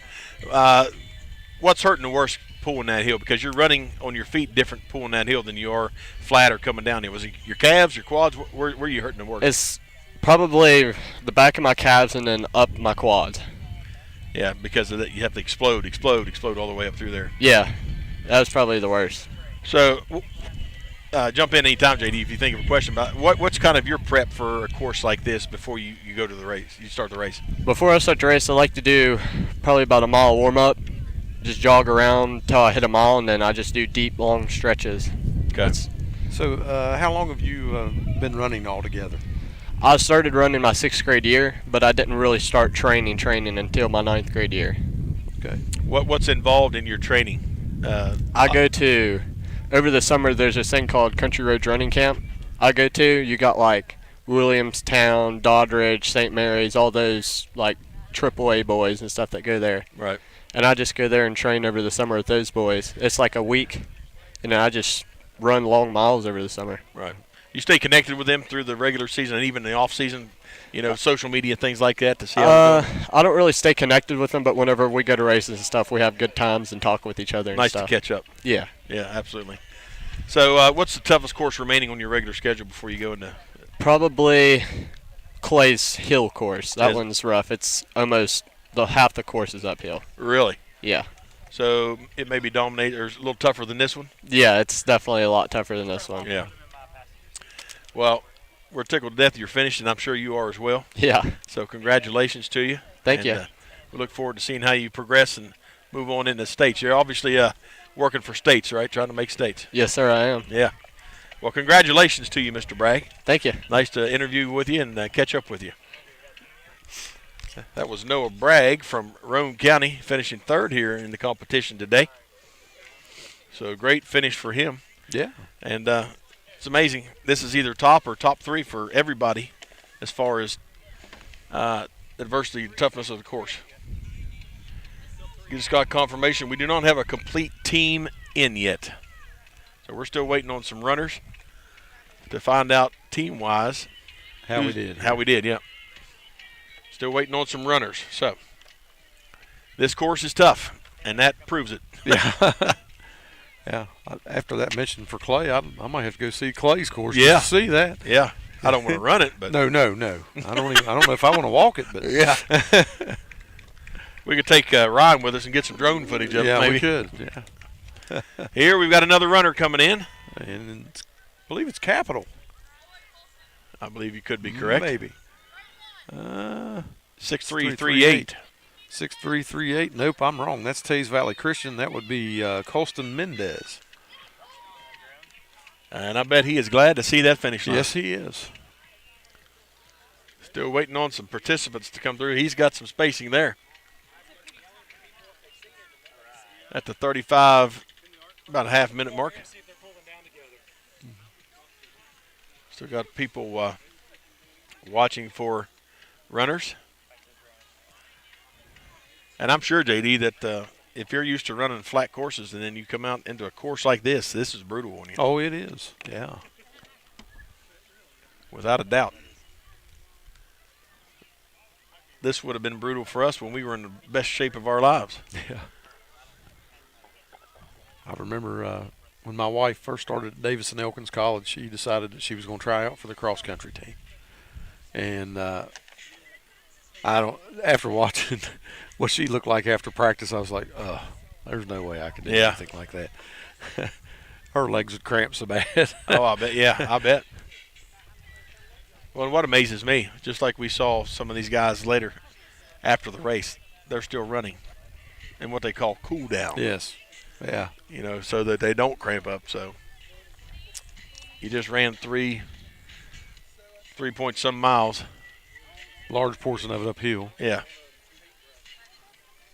Going to try and catch up with the second place finisher, bib number 6339. That'd be Levi Moles, I believe, from Taze Valley Christian. Yeah. Levi Moles, he gingerly walking up here. Looks like he's tighter than a banjo string. Oh, spikes. Oh. Well, welcome, Levi Moles. How you doing, sir? I'm very tired. Yeah, I can tell, and we congratulate you on your second place finish. Thank you. It's my first one. Well, hey, and even more congratulations. Yeah. So you're obviously pleased with your finish. Yes. It was really hard. I was running with that kid the whole time. He helped pace me, but he beat me at the end. Yeah. But so you're pushing each other, more or less, teammates. Yeah, kind of. Yeah. Also, let's talk about the course. What was your favorite part of the course? What was your least favorite part? My least favorite was definitely the hill. Is it rude for me to say that my favorite part was the finish? No, no. That would be mine as well. There is no doubt that would be my favorite part as well. So, when you got here today, were you able to navigate the course, or did you check the hill out? Did you know?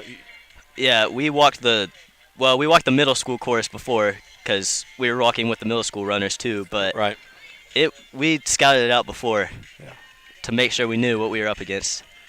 And tougher than you anticipated, or much tougher than I anticipated. Well, and I've asked this from some others. Yeah, go ahead and wipe your face if you need to. You got. I got sweat in my eyes. I understand. We understand. Yeah. Did you have to walk any portion of the hill at all, or were you able to finish running? I did have to walk a portion of the hill. Yeah. It was just way too hard. Well, hey, we understand. We've been on that course. We haven't ran it, obviously. Yeah. But we understand, and because this is a pretty tough course. Yeah. So, what got you into running? I don't really remember. Like, I was in 6th grade, and we just started our cross-country team. So I thought, hey, I'll try it. Right. And I really liked it, so I've ran ever since. I'm a junior now, so that's 5 years. Yeah, outstanding. So, in your prep and your training through the week, about how many miles do you run a week? This week it was, hold on, gotta do some math. Like, it wasn't too much, like maybe 15, 20, somewhere in that range.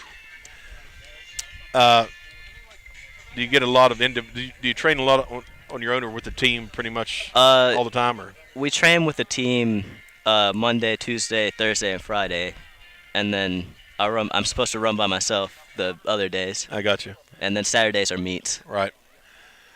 So do you change your training through the week on those practice days? Do you run? We changed it up. We do similar stuff, but we do change it up. So like Tuesday we'll do a long run and then some sprints at the end, and then Thursday it'll be like intervals.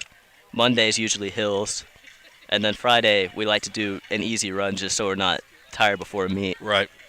Right. So what do you think the toughest course you're going to have left on the season is going to be, probably? Next week we're going up to Cameron, which we have 4 creek crossings, Right. so that one's going to be pretty hard for us. So with the creek crossings, that's got to be tough on your feet when you start running in wet shoes. And after the first one, they're not drying out. No. I mean, it's challenging, but I would say it's more challenging when your clothes get wet because you just have to drag all the extra weight around. Oh, yeah. So that makes sense. And there is a big hill. Not that big, but still big. And so where is it laid out in that course? Is it like the midway point or? It's towards the beginning. Okay. So you run through a creek and then you have to go straight up the hill. Oh, wow. So you're pulling that extra water weight with you up the hill. Yes. Wow. Absolutely. So what else are you involved in your high school? I don't really do much at my high school. I'm part of the NHS, which is academic stuff. Absolutely wonderful. Yeah, I don't think I do much other extracurricular. Well, between schoolwork, you're busy. Yeah. Between schoolwork and running, you're busy. Yes. Don't have a whole lot of time for much else.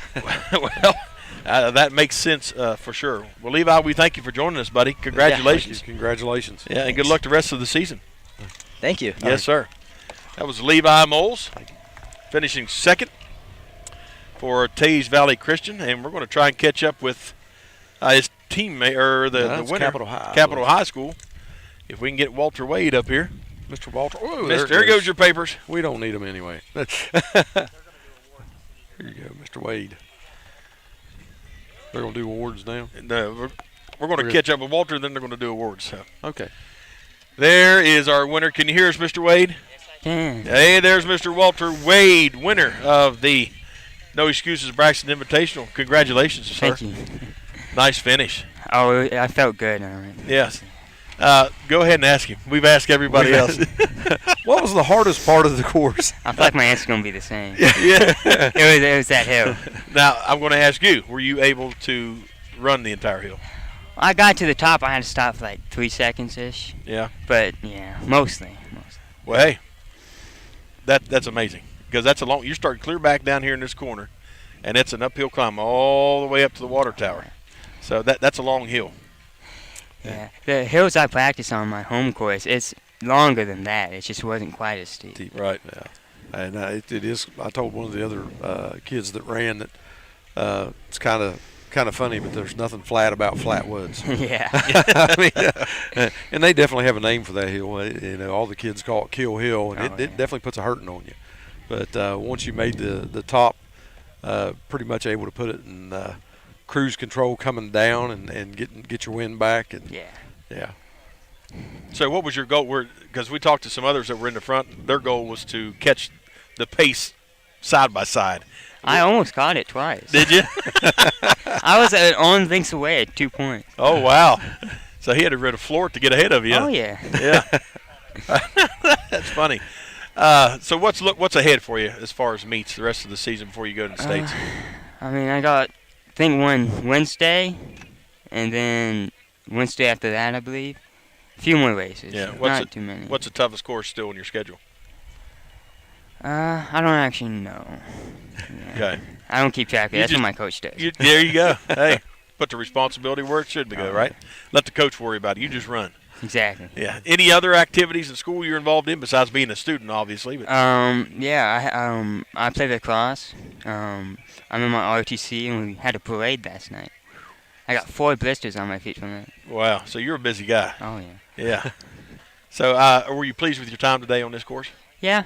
I normally get about 20 minutes. Yeah. So that was like 5 seconds slow, but for this course, that was good. Yeah. Outstanding. Yeah.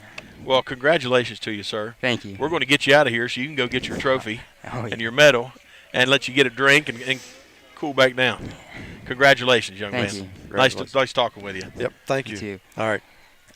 That was the first place finisher here, Walter Wade, senior from Capitol High School, and kind of set the tone early and just paced it out.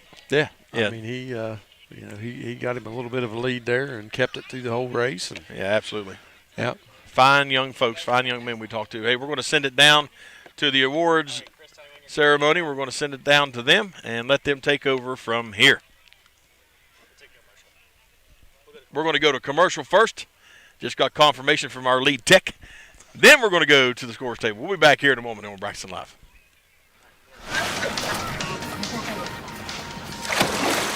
We need more thin crust! What toppings should we get? To the decision wheel. Come on, Dilly. Italian sausage. And green pepper. These neighbors are weird. Get a large 2-topping thin crust pizza for $8.99. Order online for pickup or delivery. Pizza. Yes. Dr. Chad Lancaster, DDS, offers comprehensive quality care for the entire family. The practice handles all levels of dental work, from a basic cleaning or root canal to implants or referrals to other specialists. With a convenient location in Gassaway and a friendly staff awaiting your arrival, they can help you maintain a happy and healthy smile. The office is open Monday through Thursday from 8 a.m. to 5 p.m. Schedule your appointment with Dr. Lancaster's dental office by calling 304-364-8565. Clear Mountain Bank is now open at the Flatwoods Outlet Center. Our team is what makes the difference. Stop by the new branch office and talk to Phyllis, Abby, and Ben, and let us show you the community banking difference. Our full-service branch provides extended hours through our video teller service from 7 a.m. to 7 p.m. Monday through Friday, and 8 a.m. to 3 p.m. on Saturdays. For more information, please stop by our new location at the Flatwoods Outlet Center. Do you have a favorite Mexican dish? What could make that favorite Mexican dish even more special? By enjoying it with family and friends at El Gallo Mexican Restaurant in Flatwoods. We are located conveniently at exit 67 in the Flatwoods Center. Our authentic dishes are made with you in mind. We look forward to seeing you here with us. We're open daily at 11 a.m.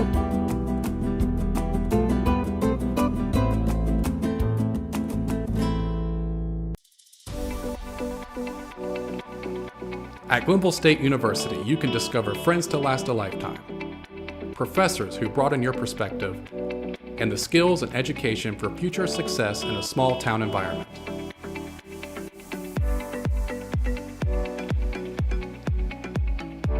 At Glenville State University, you can become a pioneer.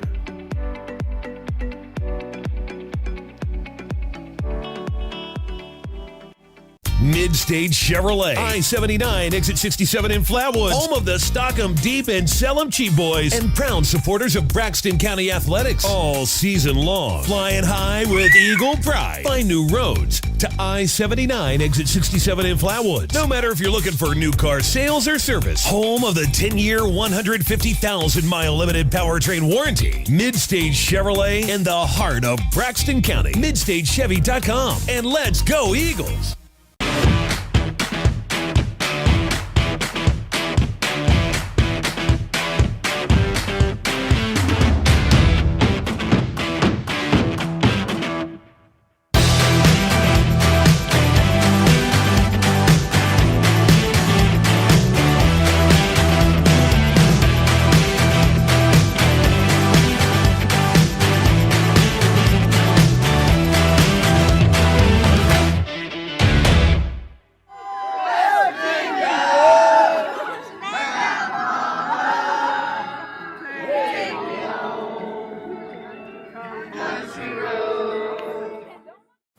You know, every summer, for as long as I can remember, I've been coming up here to skip. You see, it's so thin and crispy, it's not just perfect for eating, it's also perfect for skipping. Whoa! You know, every summer, for as long as I can remember, slices of thin crust pizza just fly out of the lake like a miracle. I got one! Me too! The lake giveth thin crust! It's a hot and ready thin crust summer at Little Caesars. Pizza. Whether you're feeding cattle, milking cows or baling hay, the work on your farm is never done, which is why you need equipment that works as hard as you do. From farm-all compact and utility tractors to balers and mowers, Case IH equipment gives you the efficiency and the versatility you need to get things done. To learn more, visit caseih.com/livestock. For me, part-time service in the West Virginia Army National Guard looks like this. As a construction engineer, I'm moving earth, building roads, and working with a great team to accomplish our mission. My service trained me how to operate heavy construction equipment, and those skills have opened up doors to a great career here at home. See how part-time service can help you build your future. Welcome back to Braxton Live. We're going to send it down to the scorers table and catch up with the trophy presentation live here on Braxton Live.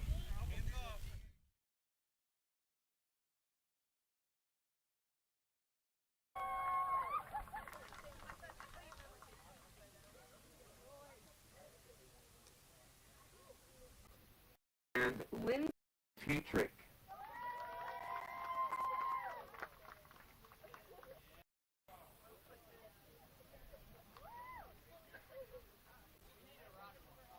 All right, give them a big round of applause, guys.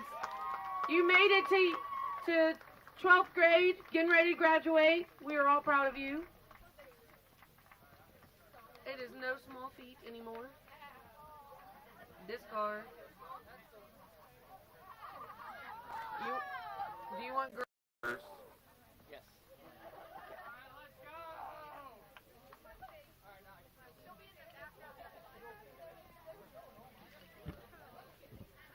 All right, now let's get into our high school girls overall results. In 15th, from Webster County High School, Alexis White.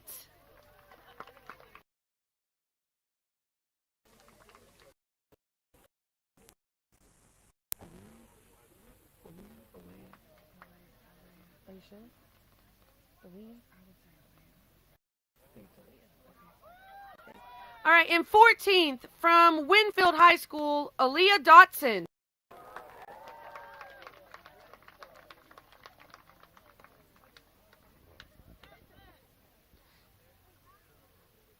In 13th, from Roane County High School, Adelaide Taylor.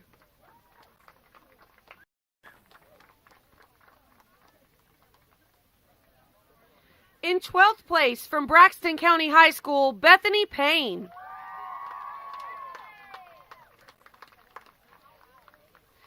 In 11th place, from Richwood High School, Bailey Jarrett. In 10th place, from Braxton County High School, Nicole Bramble.